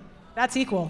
If we want to talk about cheating being a cultural thing, maybe like all the cheating they put in porn and in movies and love triangles and all of that, I could see that. But as far as like women purposely having men raise a kid that isn't theirs and convincing them it is theirs, that's not like a common cultural thing, and it's really fucked up, and most people agree that's really fucked up. Yeah. That choice is equally irresponsible. He's the one with the Johnson. He gets to decide what he does with it. I think I'm more of a feminist than you. Sure. Go great. Congratulations.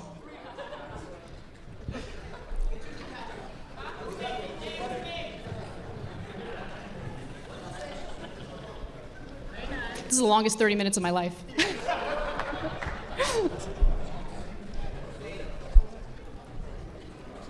Okay, I'm going to interject again if I can. All right. I was kidding. So one thing that I do think is happening is that there is a shift that is taking place in America, and I think you both have alluded to this a little bit. And so I'll ask Anna first if you would agree with this. Because you said that going into this debate, you thought a lot of these things were true. Right. And you started to see that maybe these things were not as true as you would believe.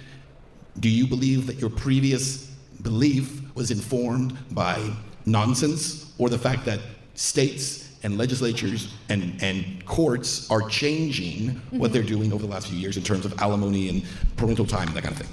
I think No, it's misinformation. It's common misinformation. It's these things that people spread around their whole life without actually looking to, and then everybody hears it and repeats it and thinks it's true. And because it's so commonly talked about, everybody assumes that it's true. That's what's happening. I think that with more women participating in the workforce, it's hard to argue that, women should get paid alimony when they have their own income. So yeah, I think that the culture has changed, the workforce has changed, and as a result of that, the court. How come they use Anna's last name and Pearl's first name? I'm assuming because, Pearl doesn't really go by Pearl Davis. She goes by PearlyThings and just Pearl. So, and then Anna is known as Anna Kasparian. So I guess that's why they did that. There's a lot of Annas. There's not a lot of Pearls. I don't know. That's my guess. Court's way whether or not something like alimony makes sense. And look, much like Pearl, I had heard the horror stories, and I was basing much of my worldview on situations like this, based on anecdotes, basically. And so when you look at the statistics and the broader picture, you have a clearer idea of what's actually happening in the aftermath of a divorce. Also, when you hear from all these men who talk about, oh, the woman did this, it was really fucked up, I can't see my kids, you're only getting his side. You're not getting both sides. There's always two sides to the story, right? And same with the women. Of course, that applies to the women too. But when Pearl is talking to this 1,000 men that she's interviewed, she's not getting the woman's side. She's not reading the court documents from the judges. So it's unreliable to go off of anecdotes like that.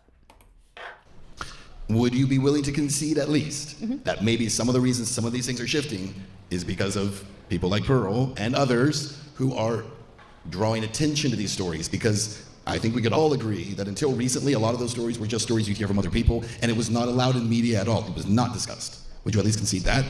I'm sure that there are advocates who have fought to maybe change the way these court cases play out, sure. I don't know about Pearl, though.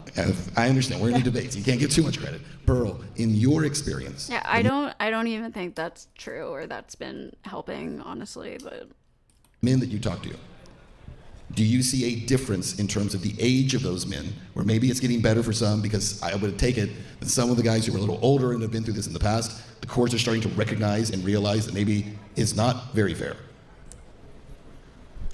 No. No? No. Why, and why do you believe that? You think the courts are completely there's men that write into my show every day just talking about how much they want to be fathers. So I hope it changes, but right now I would say no. Do you think it's fair that all of the young women who were preyed upon as minors by Jeffrey Epstein are now experiencing yet another administration engaging in a cover-up? Or was it the female's fault for being preyed upon by a disgusting pedophile? I'm just curious. What kind of question is that? I think it's a pretty straightforward one. That has nothing to do with the topic. No, it does, though, because you're talking about the unfairness of our court system, especially as it pertains to divorces. But we're talking about a guy who got a sweetheart deal after raping minor girls. And then even after that, multiple administrations, Democrat, Republican, doesn't matter, engaged in a cover-up, ensuring that those victims would never get justice. And this has to do with this. I mean, you want to talk about the unfairness in the court system and how terrible it is for men. What about how terrible it is for women? Look, that has nothing to do with anything. It has a lot to I do think with in what we're fairness, you talking got to admit that's an anecdote too in comparison to the overall statistics. It's a pretty big anecdote. He's a big anecdote, but he's If you're conceding that that's an anecdote, then literally everything Pearl has mentioned so far doesn't matter either, if that's what we're doing. I'm just saying, like, saying that's an anecdote so it doesn't matter doesn't help Pearl. He's also an untouchable anecdote, right? He's I don't a think little it's different than untouchable. most, I think it's than most super people. touchable. So let's go back to, actually, hold on. We got 10 seconds, so we won't hold on. All right, here's what we're gonna do. We're actually going to take a break. We're gonna come off of the stage, and then we're gonna actually go up to the analysts and get their take on this first 30 minutes, all right? Sounds Take it away, good. Sam. Good job. Statistics are merely a collection of anecdotal experience. Yeah, but the key word is collection. You're not going off of one anecdote. You're going off of a wide range of people's experience and then seeing the patterns that emerge from the average general experience out of that collection of people, right? All right, we are here back at the Wise Wolf Gold and Silver analyst desk. Boys, girls, everyone, let's start with you. What do you think, Kyla? Well, I think Anna said it all. I think whatever opinion you have on the topic, that was an absolute bloodbath. Huge respect to Pearl for coming out, but if you're going to hold this position, you should be able to support it. And if you think that Pearl won that debate, you're probably retarded. Like, I don't know, that was a bloodbath. That was rough. Well, when you kind of get into it and you watch it, this is Anna's world, and we've seen her on Piers Morgan and stuff like that. And, so Pearl stepping up into this, God bless her, thank her for doing it. I do think Pearl had some wonderful moments there. I think she's been running a lot of defense, got in some nice shots, and she got bigger reactions from the crowd, I thought, than the other way around. Getting bigger reactions from the crowd doesn't matter if you understand that the majority of the crowd is there for that person. So, that doesn't really determine who did better in the debate. As you can see by a bunch of my chatters, they're all fucking coping, saying, no, Pearl didn't get crushed. Pearl cooked, blah, blah, blah, blah. Come on. Any honest, good faith person can admit that Pearl did horribly in this debate. There are Republican debaters that I completely disagree with, but I can admit when they've won a debate or when they've had a good debate performance. Just because I don't agree with them doesn't mean that they didn't do better than the other person in a debate. What'd you think, Gavin? Well, I guess I'm retarded because I thought Pearl did great. I think that. You think she won? I mean, this guy kind of is, but... What? You know what I noticed going on over there? Ugh. Anna doesn't have kids. Pearl has a kid. And Anna was doing this masculine thing where she was being... Pearl doesn't have children. Sorry, so this part I have watched, so just letting you guys know, pre-watch. But when I watched him say this, I looked it up, and Pearl does not have kids. So I don't know why he's saying that. Really have kids. Pearl has a kid. And Anna was doing this masculine thing where she was being really, aggressive, vociferous and attacking Pearl. And Pearl had this sort of calm. Anna was debating. She wasn't being masculine at all. She was literally just debating. And Pearl was sitting there blank-faced with nothing to reply because she had no arguments. And she had nothing to support or back up her arguments. That's what's happening. Why are we infantilizing Pearl? She's got 2 million subscribers No, on when YouTube. She's an when a adult woman has a kid, we are absolutely infantilizing Pearl. We're being like, no, I'm saying women who have given birth, women who have given birth are better than women who haven't given birth. Pearl have a child? Well, Pearl hasn't even given birth, and saying that is super fucked up. Women who have given birth are better than women who haven't given birth. That's fucking insane. Sorry. This is why we need feminism, because of shit like that. He's literally just proving the point. You're more of a valid woman if you have a kid. Yeah. I mean, there's a lot going on in here. I had a miscarriage, so am I less valid or more valid as a woman? Well, what happened to you was obviously horrific. Sure, but am I more valid or less valid as a woman? Well, you're kind of less valid. Less valid? I still love you, okay? That's I still love why. That's why you cried when you had a miscarriage, because I didn't cry. Of course, you cried. I You didn't cried cry when at you told all. me. You just were Terminator and moved You're on. like, yeah, well, that's just another day at the job. Another day. I was like, Just oh, fucking shitting out miscarriages. That's my day. You weren't No, sad. It's obviously horrific when a woman. These guys are so fucking one-dimensional brained. You can be upset about something and not cry about it, first of all. Second of all, some miscarriages are unplanned, so it might have just been a surprise to begin with, and then you're just like, oh shit, I think I just had a miscarriage. And you weren't even planning the baby, so you might not even be sad about it. Can't have a baby, Very mixed but feelings. when a woman like Pearl has this sort of like calmness around her, where she goes, I don't know if I'd "Oh, really? call We're that doing this? calm. Okay, all right." That's Let's talk about she was Anna there is aping stun-locked. male characteristics. She's getting super aggressive and attacking like a weird little pit bull that's mimicking male behavior. He's so butthurt. You can tell that he's butthurt that Pearl did really bad in the debate by saying, like, oh, weird little pit bull. That, like, he's acting like a child. But it's also kind of ridiculous to say that we live in a culture where women don't get treated better than men. Let's be honest here. That's not ridiculous to say at all. Women just suck it up better than men. I'm not gonna lie. Like, if men had to deal, I'm not joking, like, if men had to deal with all of the fucking egotistical blows on a daily basis that women hear and deal with in the real world, they wouldn't be able to survive. Like, women just learn how to suck it up and move on. And they can't physically defend themselves. They're not intimidating. So we learn from a very young age to just throw it in the back of our minds and keep moving on. Men, I don't know. It's a little different. I have this theory. Men make the rules of business, women make the rules of society, okay? And that's why there's things that stupid. women can ask men anything they want in debating. In dating, right?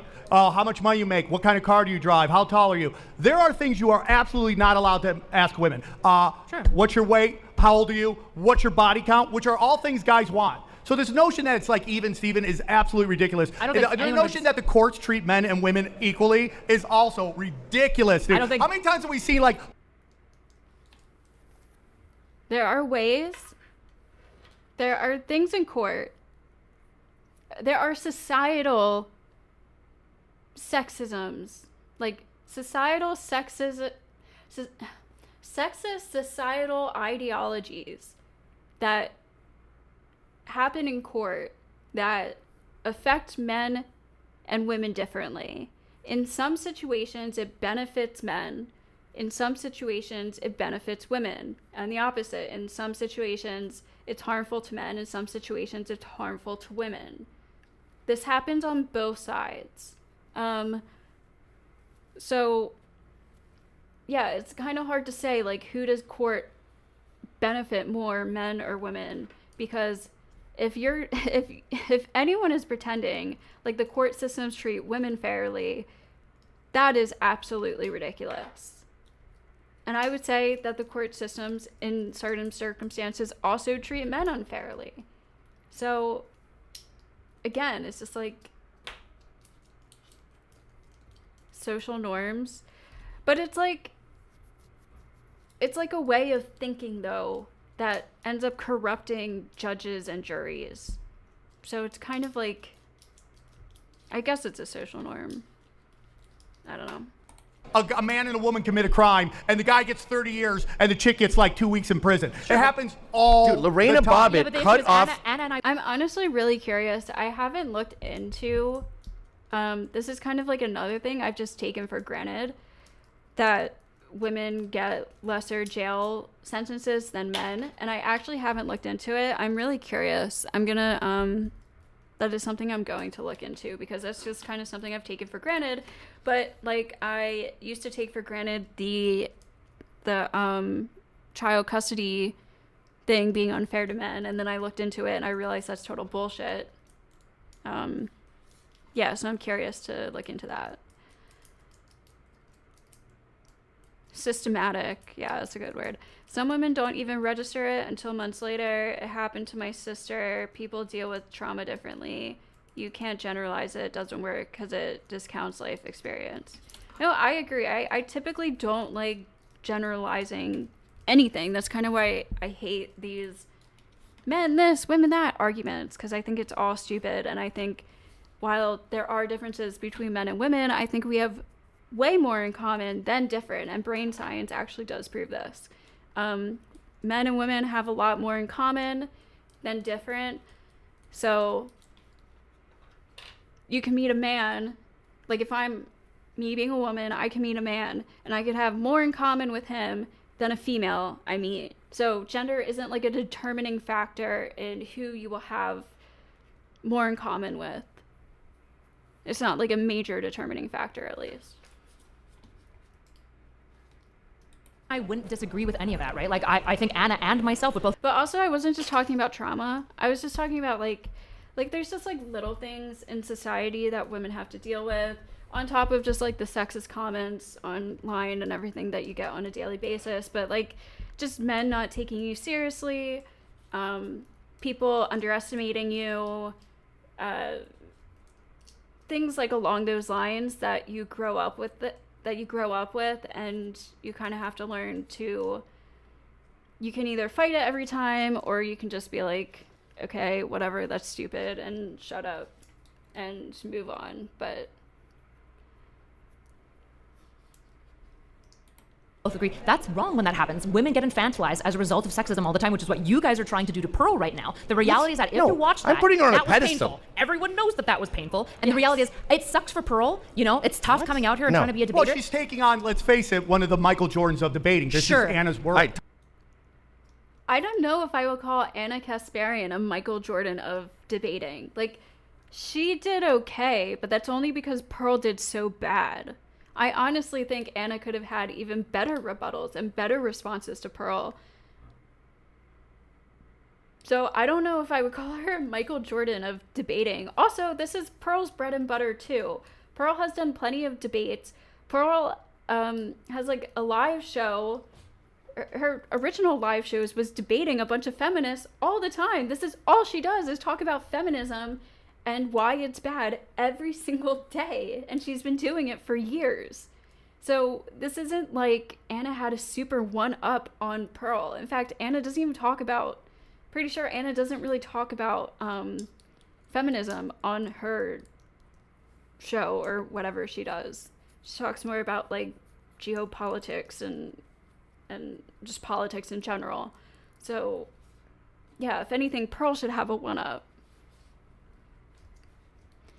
Civil court cases in states like New York, family court, the child automatically goes to the mother because men on average are higher earners. Due to job choices, the state gets a cut of the child support money. I don't think that's true.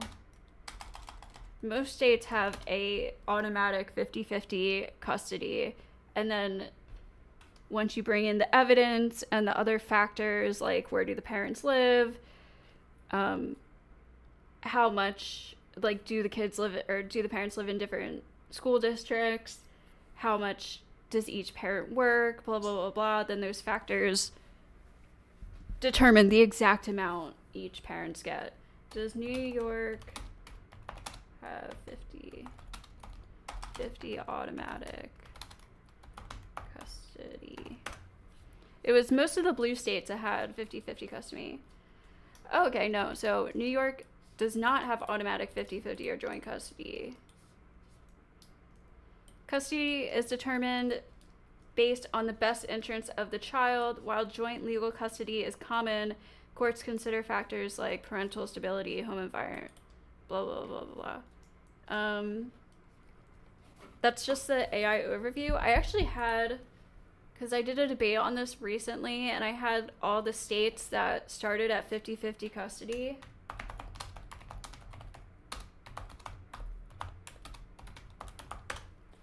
And they were mostly blue states. So, I don't know. I'd be surprised that New York doesn't have that, but either way, it doesn't mean that the custody automatically goes to the mother. That's not what that means either. So I guess we're both kind of wrong. Oops, what am I doing? Totally then don't disagree. take the debate and don't profit off of this worldview mean, that Anna's you can't known even for begin to debating. defend. Anna was a rabid pit bull mimicking male behavior. Oh my Pearl was God. this serene mother No, who she was was like, not. "Oh, is this what we're doing?" It was like a small Okay, girl. I'm telling you the fact. Pearl was just a clueless, motherless, by the way, or not motherless, childless person standing there. She was clueless, and she doesn't have a child, dude. And Anna was just arguing and debating. Like, there was nothing masculine about what she did. She didn't look masculine. She didn't act masculine. Like, I fucking hate this.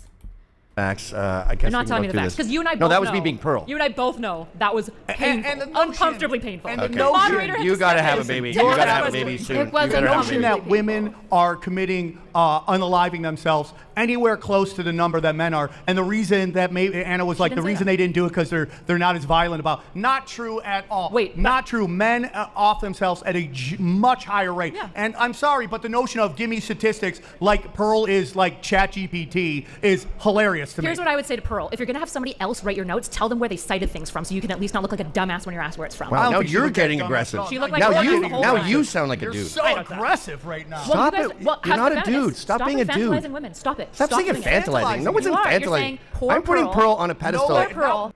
Stop being a dude. Stop, like, she's literally just defending her points and kicking their asses, so they're calling her a dude. Like, what do you want women to do? Just sit there? First of all, she's a fucking debate analyst. Like, do you want her to just sit there and be pretty and agree with you? One And time. I'm- It's not her fault she didn't know where her stats were from. No, we're not talking about that. Who knows what college survey this came Probably from? if It's it's in not your notes, realistic. you should. You Probably if should. you put it in your notes, yeah. If you're going to a debate and you have data and statistics to cite, you should know your sources and have them on hand. That's just easy. You should probably know where you're citing your stats from. Yeah. You should know all. I mean, what you're Not all basically- stats, the ones in This your is notes. classic Marxism, by the way. Classic Marxism, which is don't believe your eyes, your ears, or the wisdom of your experiences. So Anna's painting a picture that it's like, woe is me. Like how many more? Anna's painting the woe is me picture? Pearl was literally being woe is men the entire debate, even though none of it had to do with feminism. Like, come on. Women's homeless shelters are than there are men. There are There's more- like no, it's not even close. Yeah, Come women on. get more funding in general because women are viewed as the 100%. compassionate group. Yeah, but I don't even think Anna would disagree with this. So, like, if you want to engage with what Anna and I believe, engage with what we believe. What have we gone wrong in what you believe? Okay, so for example, Anna didn't even begin to try to pretend that the suicide rates between men and women are equal. She 100% nope. said that. What she specifically said is that men do die by suicide more often. But part of the reason why is because women use less lethal methods, which is true. That is such a crazy Less legal statement. methods? Yes. That is such a crazy What does that statement mean? that you're saying. What does less lethal mean? Like, women often use prescription drugs to try to end their lives, while men go to guns more often. Guns are more lethal. Like, are we just being stupid here? The reason they didn't do it was how they did it. You don't know that at all. You're just going There's off just a data feeling this. on that. Nope, there's just data on this. There's Just look it data. up. Yep. Okay, give me the where's the statistic from? I don't have it off the top Oh, of my okay. head. The males- Wait, I didn't have to prepare for a You should debate. I cite prepared for an statistics analyst. if you don't know where they're from. Probably the Medical Bureau of U.S. has these You're just statistics. making stuff The up. I'm not male making stuff suicide up. rate is at least literally twice telling the female Where's the suicide statistic rate. on You're saying not- that the Because we have women to deal that with they're you. not doing? What are you talking Where's your about? stats from? What are you, life? How many of That's my not- male that's friends not have what killed happened. themselves compared to my female friends? Yes, I'm gonna everyone kill agrees. myself. I'm Everyone considering agrees that suicide men right die. now. Dude, Gavin's thinking about offing himself right now. I might eat a shotgun Every right single now. person here agrees that men die by suicide more often. This is, of course, true. Anna and I both agree with this. Right. But you're saying the only reason it's lopsided is method? That's one of the dominant reasons why it's The lopsided. dominant reason. Women Stop. attempt, I think, 8 Oh times my more. God. You need to make a baby. You're gonna change totally. Next time we do this, you're gonna tried. you I will have missed had it. a child, I think Anna's and you will doing be is- you will be serene. Is dominating. Pearl- I'm pretty sure she has something where she can't have children. So, like, this is just fucked up. These guys are honestly making me mad. Pearl tonight was serene. She was not serene, she was calm. stun-locked and She was terrified. at peace Yep. with the world. Then why Anna did the was like a moderator little she was- fail her chihuahua. debate? Stun locked and terrified. Name the is the perfect way to statistic. put Name the it. statistic, and you got to give every single. in your notes, yeah. Dude, are you crazy? If you That's if you just cite a doesn't- stat in your PDF that you prepped for weeks, by the way, they had set. This actually strengthens your sexism claim, best interest of the child. It used to be believed women we're better child rearers, but nowadays you need 2 incomes, so it doesn't work anymore. Yeah, also, like, if people are so sexist to the point where they automatically believe that the mother is going to be the better parent, then that doesn't help men. I think it's stupid to think that just because you're a woman, you're going to be a better mother. There are plenty of fathers that, or plenty of men that turn out to be better parents than the mother. So I just, like, yeah, I just don't think sexism, like these sexist gender norms help men. In many cases, they really don't. They actually hurt men. What, 7 pages of PDFs? If you have it pre-prepped, you should probably know where you're citing from. I don't have to know what the citations are off the top of my dome because I wasn't prepping for a debate. I was prepping to be an analyst. But even you and I can agree that yes, men die by suicide more, but part of the reason, not the only reason, but part of the reason. But not the majority reason, right? I would say probably the majority reason that men argument. end up choosing lethality more often is because there are less off-ramps for men, because by and large, the world doesn't have compassion for men. Nobody gives a fuck about men and how they feel, which is why when they die by suicide, nobody does. This is my position. Right. There we go. Yes. Great. Right. All right, Yeah. we're done. That's not Anna's position. I imagine she would probably agree with me if she saw the sex. That you think based on what we saw tonight, she felt men get more men deserve more compassion. Is that what you got from that? No, I said. Yeah, I think men do deserve more compassion. And I think men deserve more compassion from other men specifically. Like, men are often the ones putting other men down because they're trained to be so fucking competitive in, like, a fucking weird primal way that's just unnecessary. And she would probably agree with me.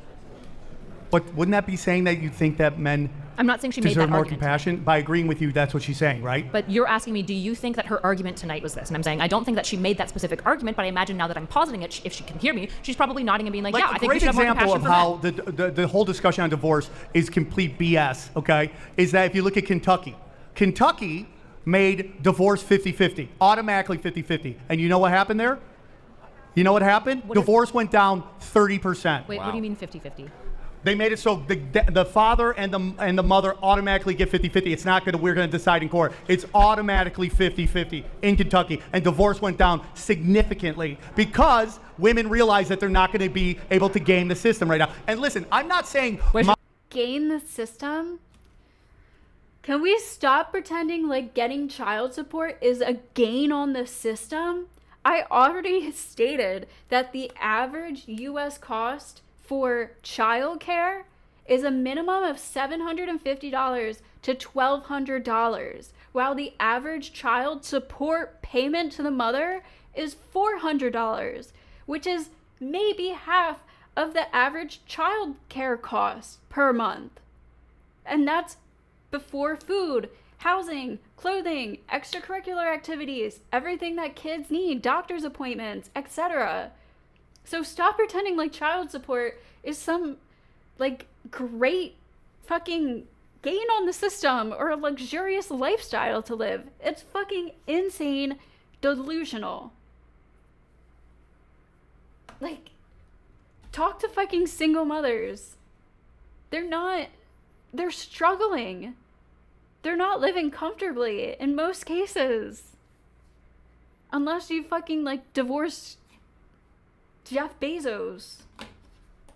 moms don't get treated bad or single mothers don't have it hard. I have kids. Being a single mother is so hard. I totally respect that. This is not an anti-women rant at all. But this notion that men for the history of divorce, have gotten the short end of the stick is absolutely ridiculous. A mother has to basically be like crazy enough to say she wants to assassinate the president to lose custody of her children. They have to be that crazy. A guy has to walk a perfect rope just to get 50. No, that's not true either. Also, I know plenty of men who were not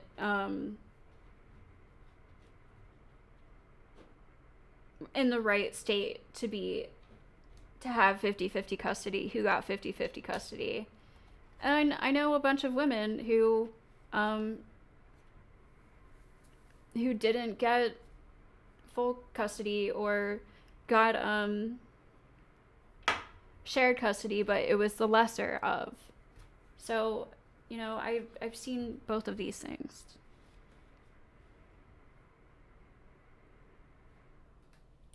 $50-50. So I believe 60% of marriages end in like the 50-50. Here's what I would actually challenge to you. I think one of the problems with the modern day court is that 50-50 means that men get kids like every other weekend. And I don't actually think that that's 50-50. I think that's insufficient. But part of why the court presumes this is because women are assumed to be back home in the kitchen. Well, also, it might be because they live in 2 different school districts, or like, even if you live all the way across town, it's kind of hard for children to go like 2 days a week at their mothers and 2 days a week at their fathers. Like, it's really disruptive to the child's life. So the best situation is for the parents to live super close by, like preferably in the same neighborhood, to have an ideal situation of actual 50-50 custody, where the kids are free to go back and forth to the parents basically whenever they want. Kitchen, which means if you ask mom versus dad, what's your kid's teacher's name?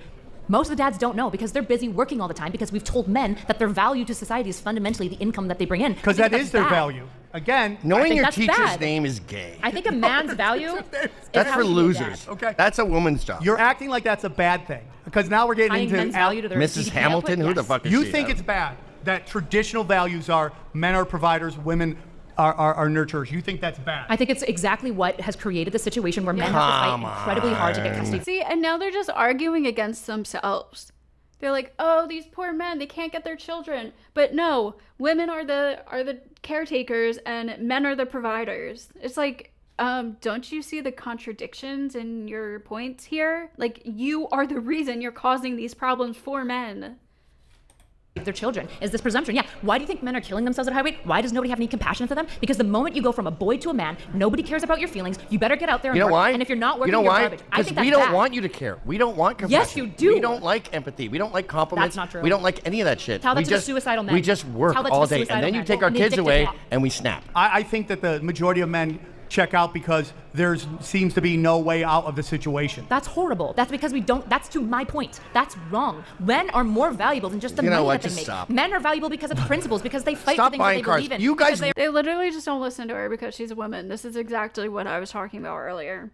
Ruined car. It doesn't matter what she says. She could agree with them and they're still just going to be like, oh, you're being masculine. Shut up. who care about All their children. cars look like cough drops because of you. Cars? Cars.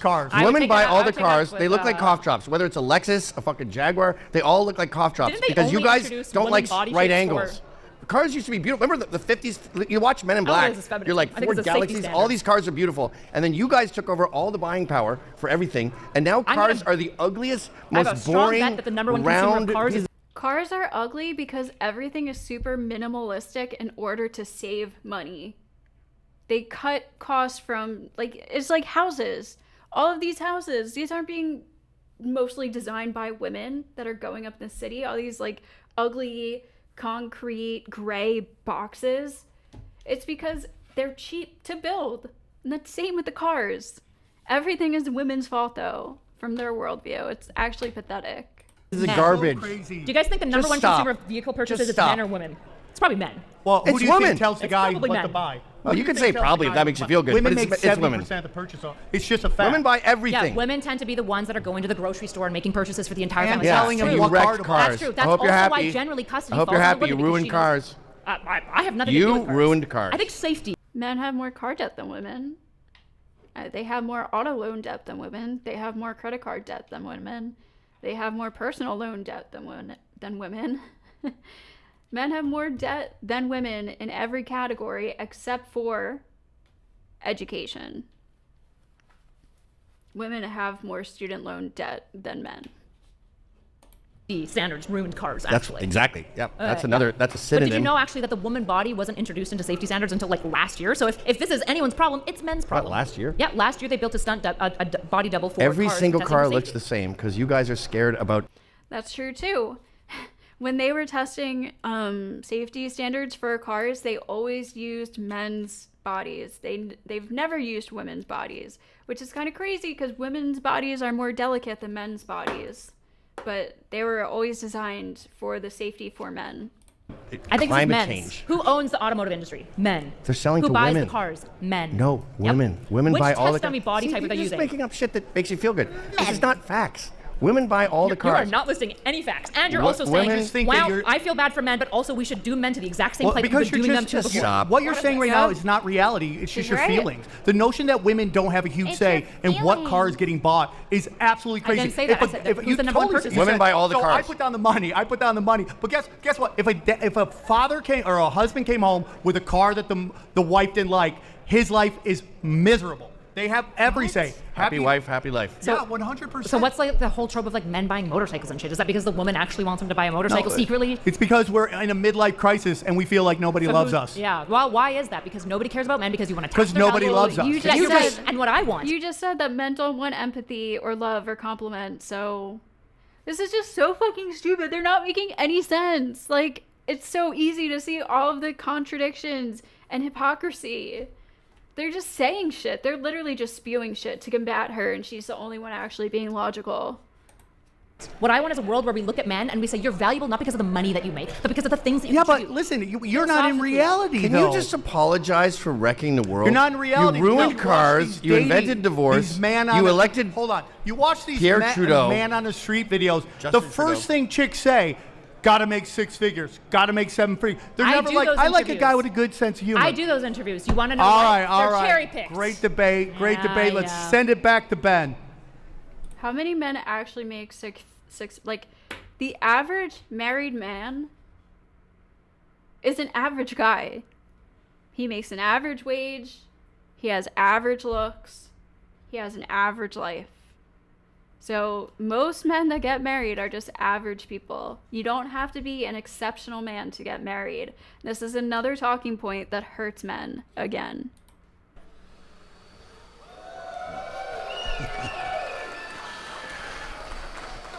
That's the way it should always come back. A little pyro.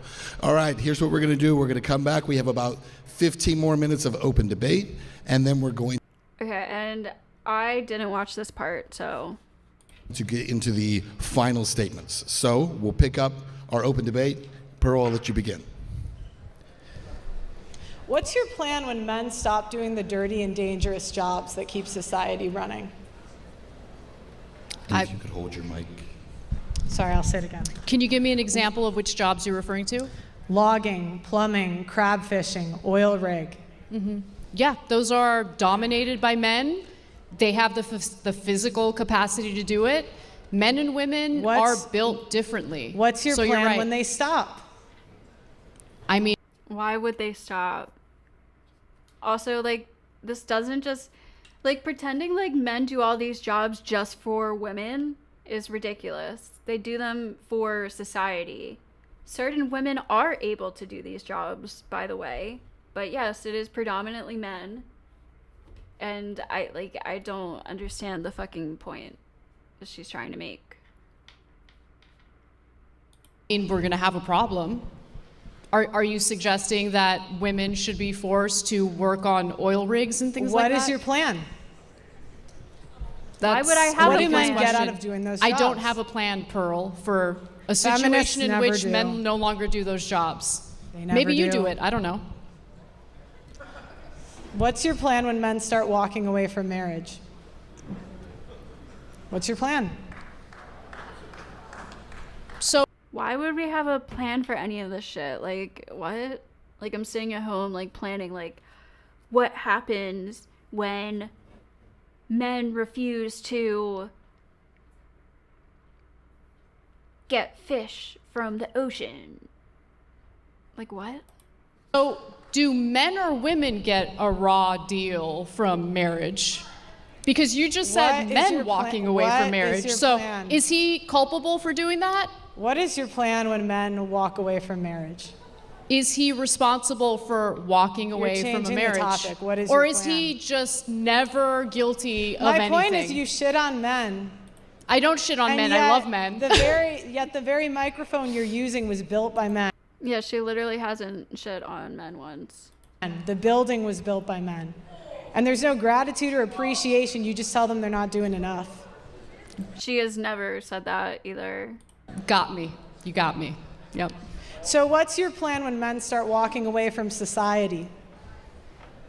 What do you mean by walking away from society? When men stop doing the dangerous jobs, when men stop getting married, when men stop having kids. To be quite What honest is with your you, plan? if American men decide they no longer want to do those jobs, very likely our government will import men from countries where they're willing to do those jobs. That's probably how And it's what's going to your work plan out. when they date American women and then decide to stop too? I'm not worried about that. Of course you're not. No. I never had any The future problems. is not going to be great for feminists. You guys are going to get the equality that you're asking for. Men are not going to protect women in the streets. Men are going to stop signing up for the infrastructure. First of all, has that ever even really happened? Pretty sure. I mean, like, I know this still happens today, but I would assume back in the day it was almost worse. Like, if a husband was beating on his wife or something, people were like, oh, mind your business. He's putting her in her place, or et cetera, et cetera. And yeah, most people still today mind their business. They literally just walk past people that are struggling. So I don't know. Have you heard of population replacement theory? Japan is going through a population collapse to where their old-young ratio has mushroomed.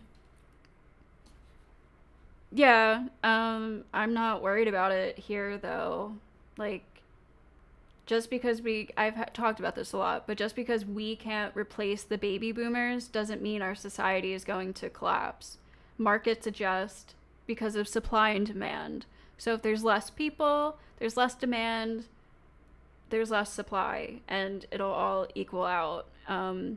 It also doesn't mean that just because we're having less babies, the next generation won't have more babies. Population is not something that you can predict. It's like something that goes up and down over time. And yeah, I'm not really worried about it. Like birth rates and birth crisis and all this shit, I think that's a sham to scare people. I think it's bullshit. Infrastructure jobs. The birth rate's going to keep falling, and the future is going to be bleak. Okay. Listen, I think men and women serve important roles in society. I think that you have a shallow understanding of what I believe, number one, but more importantly, what the dynamic is between men and women in modern society. You're under this weird impression that the anecdotal investment in AI is a market correction. I mean, that's just technology growth. We could say that about robots, like self-checkouts and machines that have taken over jobs that people used to do with their hands. This is like Netflix taking over video stores. This is just technology progressing naturally, and things adjust in that way. I think AI is great for certain things. I think it's shitty for other things, but I'm personally not really that worried about it. The scariest thing about AI is people making videos or like voice notes of people and they're completely fake, like deep fakes of people. So, and then eventually they're going to be really hard to prove. So I think that's scary about AI. But as for AI helping technology, then it's probably a good thing the birth rates are going down. No, I don't know. Like there will be people working in creating and helping AI. And I don't know. I'm just like, technology has been doing this literally since the birth of humans. So yeah, supply and demand. Total evidence that you cite is indicative of the outcome of all marriages. In reality, study after study shows that married couples tend to be happier than single individuals. That's true. Right, they're happy before the divorce. Divorce is terrible. Divorce means that the marriage didn't work out. Obviously, they're not going to be happy in the middle of a divorce. Like, correlation doesn't mean causation. People marry happy people and date happy people in general. You're attributing it to marriage, but you're not going to marry someone that's a bitch. People do. Okay. You're right, Pearl. You know, what's really interesting is if you look at marriage rates, Food, which have dropped in the United States, not just in the United States, actually globally, you'll notice that the people who are less likely to get married happen to be those who are from a lower socioeconomic status. Right, marriage is disappearing from the middle class. That's true. From poor individuals, yes. What's your point? Do you wonder why? Because women marry rich? People forego marriage due to their own personal financial situation. So women marry for money a lot. Okay. Okay. So I'm going back to this. Let me ask you something, Pearl. Men. Would you be willing to marry a guy who's poor? Men. Because I married a guy who was in debt and loved the hell out of him. Best thing in my life.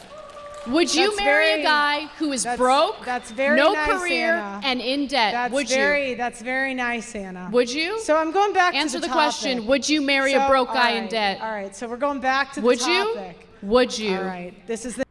Pearl absolutely destroyed her. You clearly never watched the full debate without cutting it up. That's literally what this live stream is. I'm watching the full debate and every single second of it and haven't cut it up at all. Nagging. This is the nagging again. Okay, so... I'm pushing you to answer a question because you are judging women making a blanket statement of who they would be willing to marry, who they wouldn't be willing to marry. But you're not answering the question yourself. Would you be willing to marry a broke guy in debt? Does your husband have to listen to this? Would you? Does he have to listen to this? Oh, he loves it.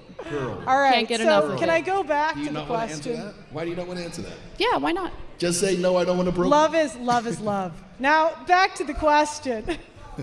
Men, 88% of the food. The power grid, 93% men. That's the ironic thing too, is the feminists and the liberal women are the women that are willing to date the guys who aren't these perfect fucking chads. It's the fucking religious Republican women that are like, no, I need you to make this amount of money, be this tall, be this good looking, blah, blah, blah, blah, blah. Like, they're the ones that have all these superficial lists of requirements. Transportation, 95% men. Men are... That's not, obviously not like a total blanket statement overall, but I don't know. In general, maybe it's anecdotal from my experience. That's what I've seen. Communications, 90% men. Material production, 78% men. Software, 80% men. Auto workers, 98% men. Carpenters, 98% men. Electricians, 98%. What does this have to do with feminism? Men. If you remove the top male-dominated jobs from the economy, you would have no running cars, no housing, no electricity. Women would start to take those jobs.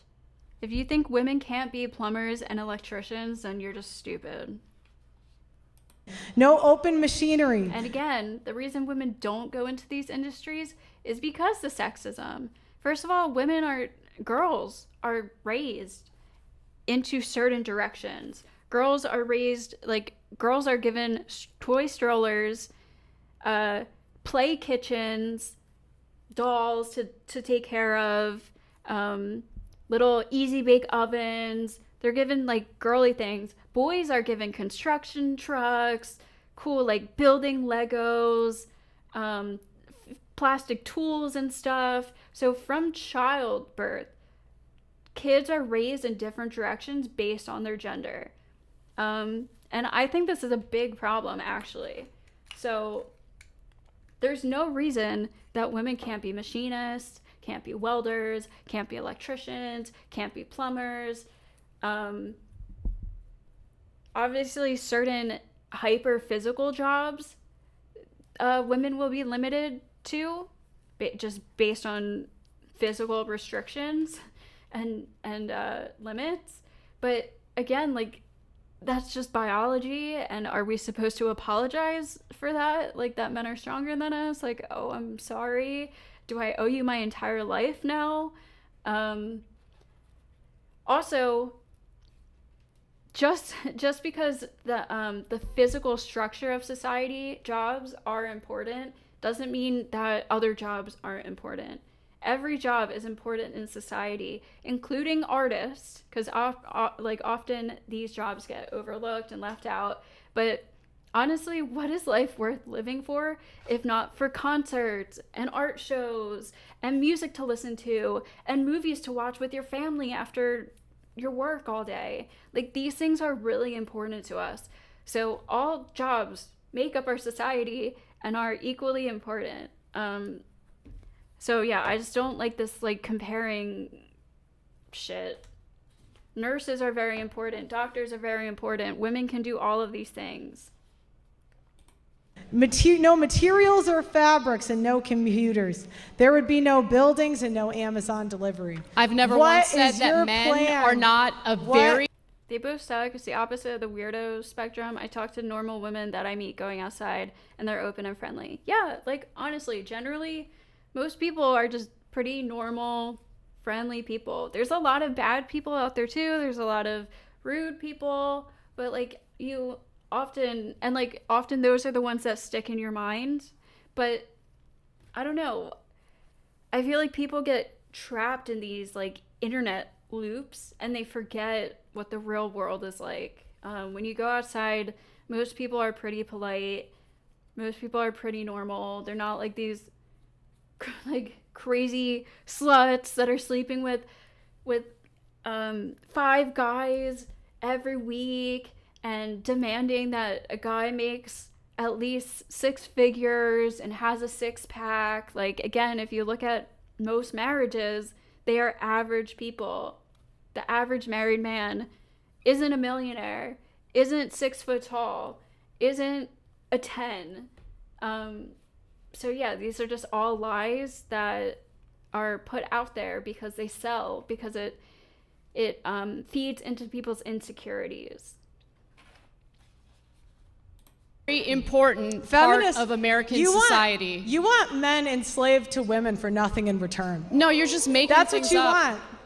That's what you want. You want men on the hook for Okay, child Pearl, support. what have I said that gives you that impression? Let her finish What her have I statement. said that gives you that impression? You want men on the hook for child support. You want men on the hook for alimony. You want men to not take responsibility for their own children. You've been on the air for 20 years, and you have not advocated for men that are victims of paternity fraud.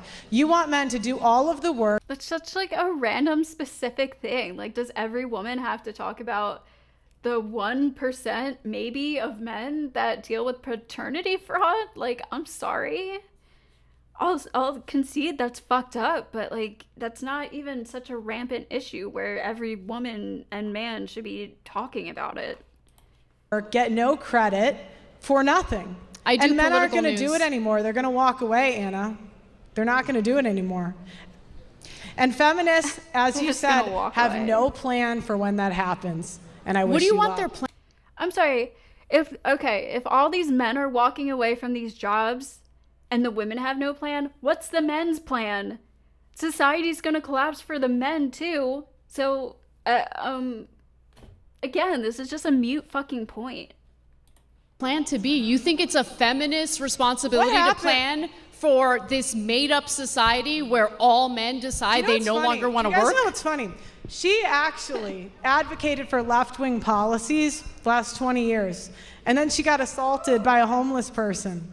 What does that have to do with the topic? Wait, oh, no way. Someone typed this exact thing in my chat earlier.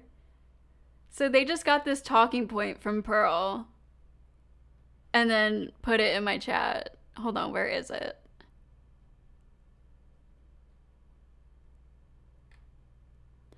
Right here.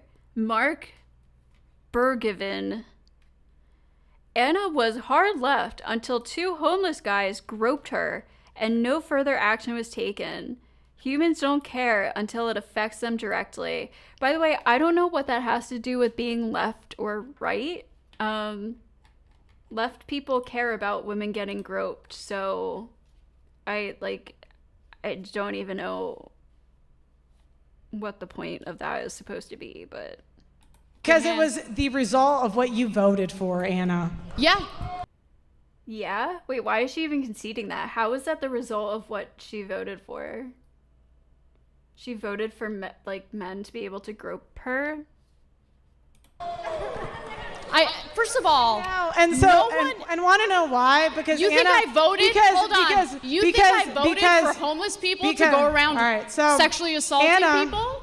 Because Anna By was. the way, I got sexually assaulted by a guy. Was that so, that do you know what his the other crazy responsibility? thing Was is? that something that he did, or was that my fault too? All right. So the other crazy thing is that Anna complains that. Yeah, Pearl just doesn't engage. Like, she doesn't answer Anna's question. She doesn't respond to Anna's comments. She just, she either doesn't respond at all and goes completely awkward and stunned, or she just asks her own question that's irrelevant to the current conversation.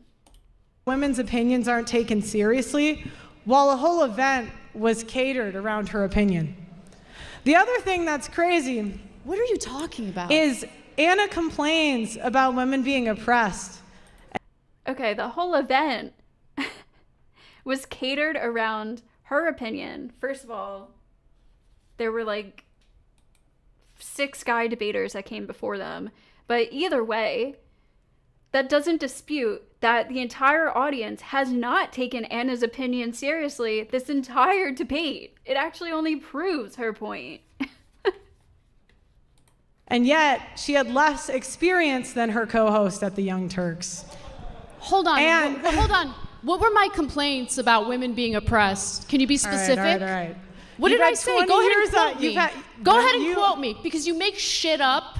Yeah. And you just all think right. like it's gonna stand. nagging, You've never make had it a end. strong woman Make it end, the challenge nagging, your make it bullshit end. assertions. So go ahead and Make tell it me end. what have I complained about? Okay. Give me the quote. The nagging. You said women's opinions are not taken seriously. When did I say that? In a YouTube video. There's 2 women on this stage Okay, right now all for the Are we- headline event. Oh my God. Are we? Yeah, but still, she shouldn't even concede that because nobody is taking her opinion seriously in the audience. And all these fucking, not all of you, sorry, but a bunch of people came in my chat earlier and was like, Anna this, and Pearl cooked, and Anna's a misandrist, and blah, blah, blah, blah. So, no, it's true. We're gonna end. When have I said? Even Pearl isn't taking her seriously. She's just like, you're nagging, blah, blah, blah, blah, blah. Women's opinions All right, don't all get right. taken seriously. It's You kind just of make like it the up. roundabout. This is like eternal nagging. What is your plan for when the there she 80% goes. of women who work in the healthcare industry no longer want to do it? What's your I plan? have a plan. Yeah, what's your plan? Let's give the jobs to the men. They'll do it better. Because we see what's happening in the media. You know, women fly planes, they crash them. All women almost burned down California. Literally, oh my God. All the plane crashes I've looked up have always been male pilots, but okay. Yeah. You know, people are dying because they want to make women feel better. People, literally, What I'm curious about is whether or not the Pick Me Act ever resorted into anything positive for you. Are you done? I'm not. All right, so I'm not either. Okay, keep going. Now, the other thing is, women fly planes, they crash them. Women are in CEOs. What they are the quit. stats on most that? Female. What are the most stats female on that? You know, it's like feminists. They want stats that say water is wet. The Yeah, sky I is want blue. empirical evidence Right, to because back up your arguments. because you want to be in control of telling people what to think and how to feel. No, I want to be in reality. I want to live in an informed society where misinformation isn't running rampant and brainwashing people into idiots. I want to live in a fact-based reality that requires empirical evidence, not your assertions. 300. We all saw that plane crash on the East Coast. No one's making that up, Anna. You do better. One plane crash, and now all women are crashing planes. Like, honestly, it's just so fucking stupid. When you're reading off your paper, so I'll give you some time to do that.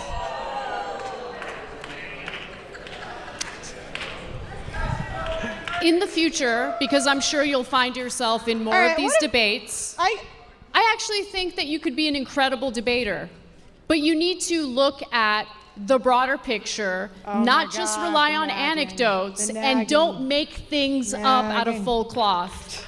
Okay. Feminism empowered women. I'll take the tip, thank you. Feminism empowered women to sign up for previously male-dominated careers that they quit. 48 to 73% of female lawyers, depending on the type of firm, quit either as junior associates or at mid-career. 1/4 of them cite workload, burnout, mental health. How many men quit? Again, this is something where you need you need to compare to do the analysis. 73% of women who got engineering degrees in the past 15 Women years bad. either have never entered the field professionally or quit early mid-career. 55% of all female accountants quit before or at their mid-level career. I wonder how many of them quit to have children. Really curious about that. The attrition rate for women in STEM is approximately 50%. These companies often bend over backwards to get women hired to the point of discrimination against male qualified candidates. Then women quit because they don't want to work the long hours or deal with the levels of stress for an extended period of time, with women being 2.5 more likely to take antidepressants than men. The money and prestige isn't worth it to them. They prefer lower pay, lower workload, and higher job I almost security. forgot. Hold on one second.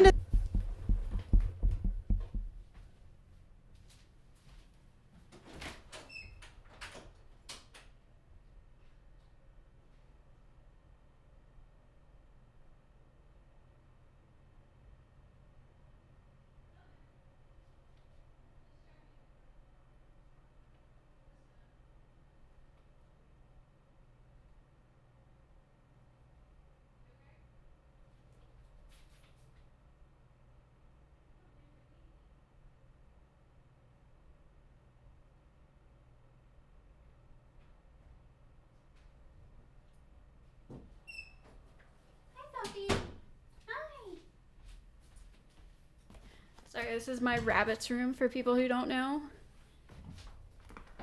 Hold on. Okay, so hold on. I might look like shit, but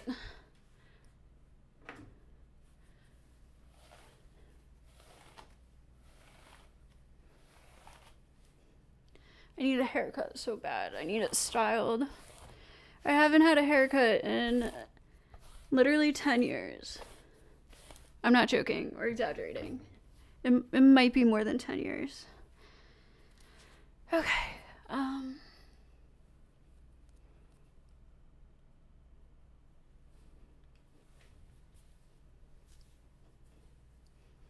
got a new beanie and I want to wear it.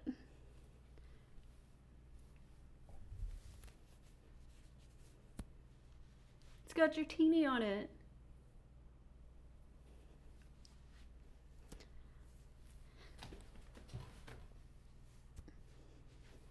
Do I look stupid? I do kind of look stupid, don't I? Alright, whatever. Feminism has empowered women to go to college and take out loans they can't afford for career paths that will not generate them income to pay off those loans. Men have higher debt than women. Right, because they do. Because women put their biggest expenses on their husband's credit card.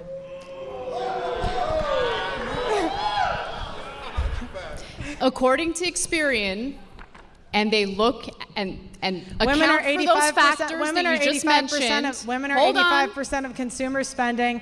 We lead when it comes to luxury brands. Men have more mortgage debt, car loan debt, personal credit card debt. Right, because they're personal expected to provide. Women make 80% of consumer buying decision. Again, if feminists really cared about equality, they would provide for the men. They would what for the men? Some women do. Fellas. Sorry, can you repeat that? If feminists cared about equality, they would provide for the men. But yet, that is a small minority of women. Wait, so let me get this straight. Honestly, your whole shtick is women should bend over backwards and do everything they can for men. My argument... I'm an egalitarianist. Hold on, my argument is that men and women are both tremendously important to a functioning society. They should both be treated with respect. They both serve different jobs, different roles, and in order for society to work, No. we have to respect that. Women are but not you equal- the seem women are to not- put the onus and responsibility of everything onto women while providing cover for the bad behavior of men. Women are not equally important because they don't do the equal Men work. are equally important. Women I are never not said that they equally- weren't. Women are not aren't equally important because they don't do the equal amount of work. Men have invented the majority of the So people should only be valued on their labor. That's a great world to live in. inventions. Men have Really? started Yeah. Fortune And if we want to talk about inventions, 70%, I believe it is, of inventions have been invented by white men. Does that mean that black men are less valuable? Like, that's just such a fucking stupid point. 500 companies. Men do the majority of the infrastructure job. Men produce 90% of Who's the scrubbing the toilets 80% after of the work? food supply. By the way, lots of people who get credited for inventions aren't even the original inventors. They stole them from students. So that's another point. 90% of the world's stuff. Who's changing the diapers? Not Who's- women. who's Not women. raising They're the not having children kids. after Women aren't working having kids. all so day women long? aren't doing it. Daycare workers now, to be honest. It's not the moms. Not everyone grew up in an affluent Still household women. like you. They need a dual income household in order to make ends meet in this economy. Anna, you live talk. in reality for Anna, one day you in your talk. life. Anna, you talk for a living. It's kind I of do. rich for you to come at me. What, bitch? What do you do for a living? I also talk, but I can acknowledge it's not that hard Okay. of a job. Talk a lot of where bullshit. you pretend it's more important than it is. Right. Okay. Well, since there were only about 30 seconds left, we'll just call it there. All right, good job. Give these debaters a round. By the way, to all the people saying like, oh, Pearl cooked, blah, blah, blah, blah. Anna did so bad. Anna lost. Pearl herself admitted that she did horrible in this debate. So you guys are all coping. Fucking cope harder. All right, we have 5-minute closing statements where you will not attack each other or call each other names. Anna, you're first. I'm just going to go ahead and read what I couldn't get to in my opening statement, if you don't mind. Taking advice from someone like Pearl will ensure that you will be lonely and incredibly sad. If you have this dark view of an entire sex, nearly 50% of the country, I can't imagine living day to day being a happy person. I don't know what Pearl actually believes. Part of me feels like this is a shtick. But I'm going to take what you say at face value and just think you genuinely believe it. And if you do genuinely believe it, I actually feel really bad for you. If you think women in general fit in this weird description staticky. where they're looking to take advantage of people, where they're looking to rip people off, where they're looking to get married only to divorce and steal a man's money, you live in an alternate universe. Sometimes just have divorces are eyes. ugly. Sometimes there are bad women who make things up, who lie about rape, and there should be consequences for that. But there aren't. The difference between you and me is that I think the bad behavior of women deserves consequences, just like the bad behavior of men deserves consequences. That's But what one's equality legal, is. one's not. What you're advocating for is a society in which men get away with everything and women get blamed for everything. That's it. I mean, what else am I going to say? All right, that was her close. All right. I can go? Yeah. Might as All well. right. Jump in there. Feminists are mainly white, middle-class female liberals who have no idea how the real world works and yet want to advise you on how to live in it. Let me go through your complaints. Feminists want control over their bodies. You win. You The back of her paper says, have 12 What is your plan?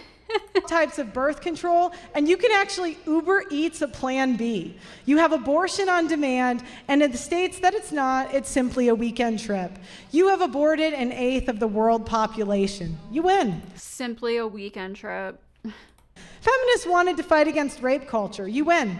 If a woman is raped, assaulted, or if she revokes consent after the fact, she has the power to get a man fired from his job, kicked out of school, or thrown in jail. You won, feminists. Women want to be free of traditional gender roles? Fine. Men invented the dishwasher, the Roomba, the... A woman invented the dishwasher. That's just not true. A woman invented the dishwasher. So that's a lie. The air fryer, fast food, and Uber Eats. There are meal prep services and cheap restaurants. You win. Women wanted to have a career first and get married later in life. Men allowed women to come into the workforce and have millions of dollars in funding, pushing women into male-dominated fields and scholarships, and invented IVF to give us another 5 years of fertility. The husbands pay for the IVF, and they are pushing to get it taxpayer funded. You win. Women wanted to be sexually liberated instead of getting married. Men invented Tinder and Hinge so random men can literally come to your door. The men from your hometown are not good enough. Men invented social media so you can get flown out by the highest status men in the world. Coding was invented by a woman, so anything that stems from the internet kind of came from a woman. Women did not want to work labor jobs. Same with frequency hopping, which led to the discovery of Bluetooth. Jobs, fine. Men invented social media so you can talk into a microphone and get paid. You can now work from home so you can have a family and be a mom. And all those bulletproof vests that protect all those men in the army and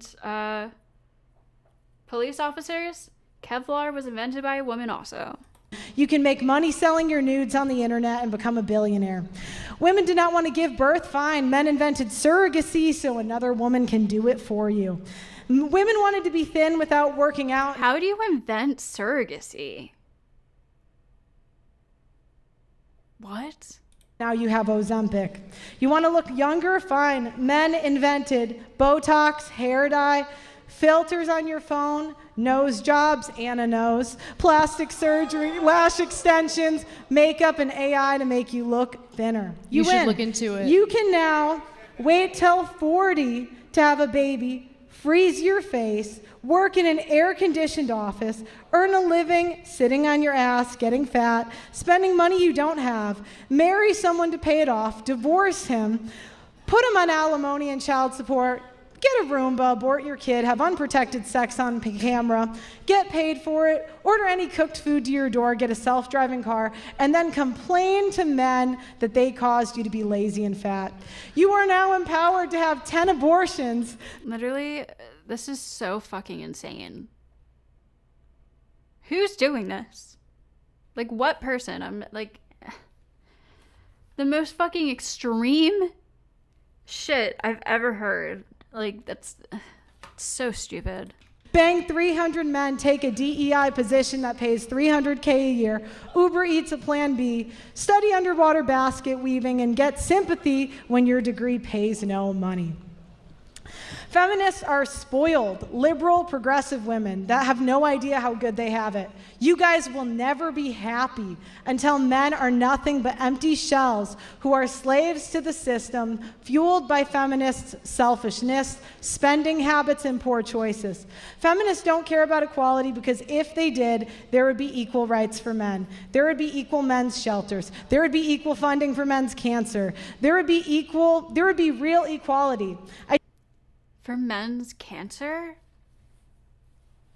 If we want to talk about the medical industry, there is a lot of sexism that used to go on, and it was against women, and some of it still goes on. I checked 20 different feminist websites and have not found one that mentioned a single issue that asked for men to be equal. It only asked for special treatment. Feminism has empowered women to destroy this country through the death of 1,000 cuts. Feminism is not about equality, it's about insidious domination. It has been a slow creep to where women are complaining about their non-existent oppression. Men have figured this out because they're highly adaptive and the math is not mathing. I am curious to know feminists' plan when men refuse to stop providing, protecting, and maintaining the civilization you enjoy corrupting. Feminists are about to fuck around and find out. Feminists have won. You destroyed every single male group that used to be strictly for men, like Boy Scouts. You can falsely accuse men of rape, harassment, and endless lawsuits. Feminists have more political power, voting power, and spending power than any other group. Everybody caters to you. Corporations cater to you because women are the primary purchasers. Politicians because they need the vote. Men have to pay child support to a rapist. Men are not believed when they're abused. Men have to die at work and at war. Men have to pay child support for 18 to 21 years. Men have to register in selective service. Men are not given additional consideration. Imagine if I just if Anna just listed off all the bad things that women have to deal with. Like, what are we doing right now? For college admissions, jobs, opportunities, and scholarships. Children are not DNA tested at birth, leading to paternity fraud, which is not prosecuted at all. And men will more than likely deal with this in their lifetime. Men are the majority of the Men will more than likely deal with paternity fraud in their lifetime? You're fucking crazy. Homeless. Men are the majority of the suicides. Women can hit men and men can't hit back. Feminism has empowered women to destroy men, and congratulations, 1.6 million men have committed suicide. What more do you want, Anna? All right. That is the debates. Let's give it a big hand for these two debates. That was so fucking stupid. And the worst part is she thinks she actually, owned that statement. That was fucking retarded. Thank you. All right, so if you're here...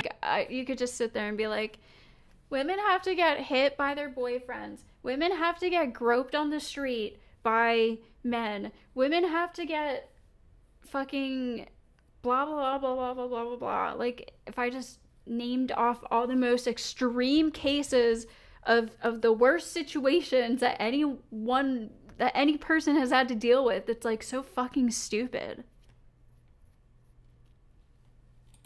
In the room, you go, and also if you're watching online, of course, the many tens of thousands of you who are right now, you go to wordwardebate.com, and that's where you're going to cast your vote. And let's get these guys to shake hands here. Yeah? Great job. Great job.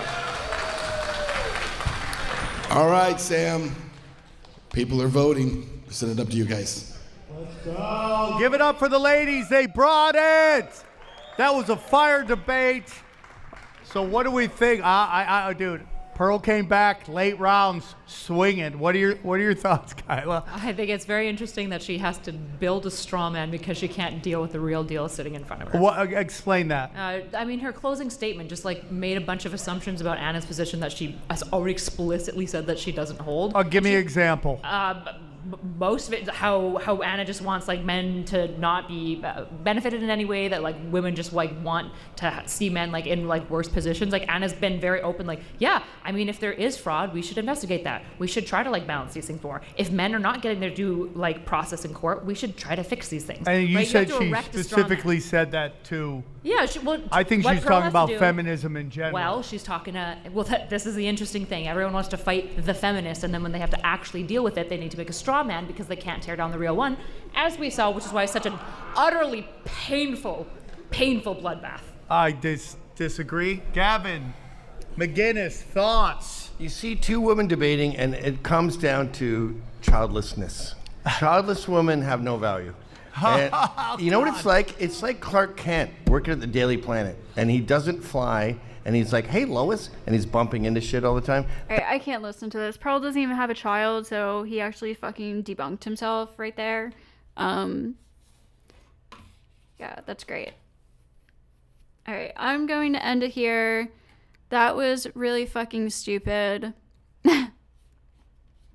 Pearl was literally fighting a ghost because Kyla's right.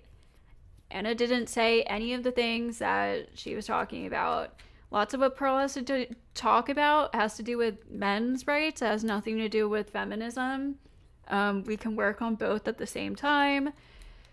Also, she just pointed out a million of extreme super examples, like men paying child support to a rapist. Like, I don't even know what the fuck that means. Yeah, it was just non-realistic, unmoving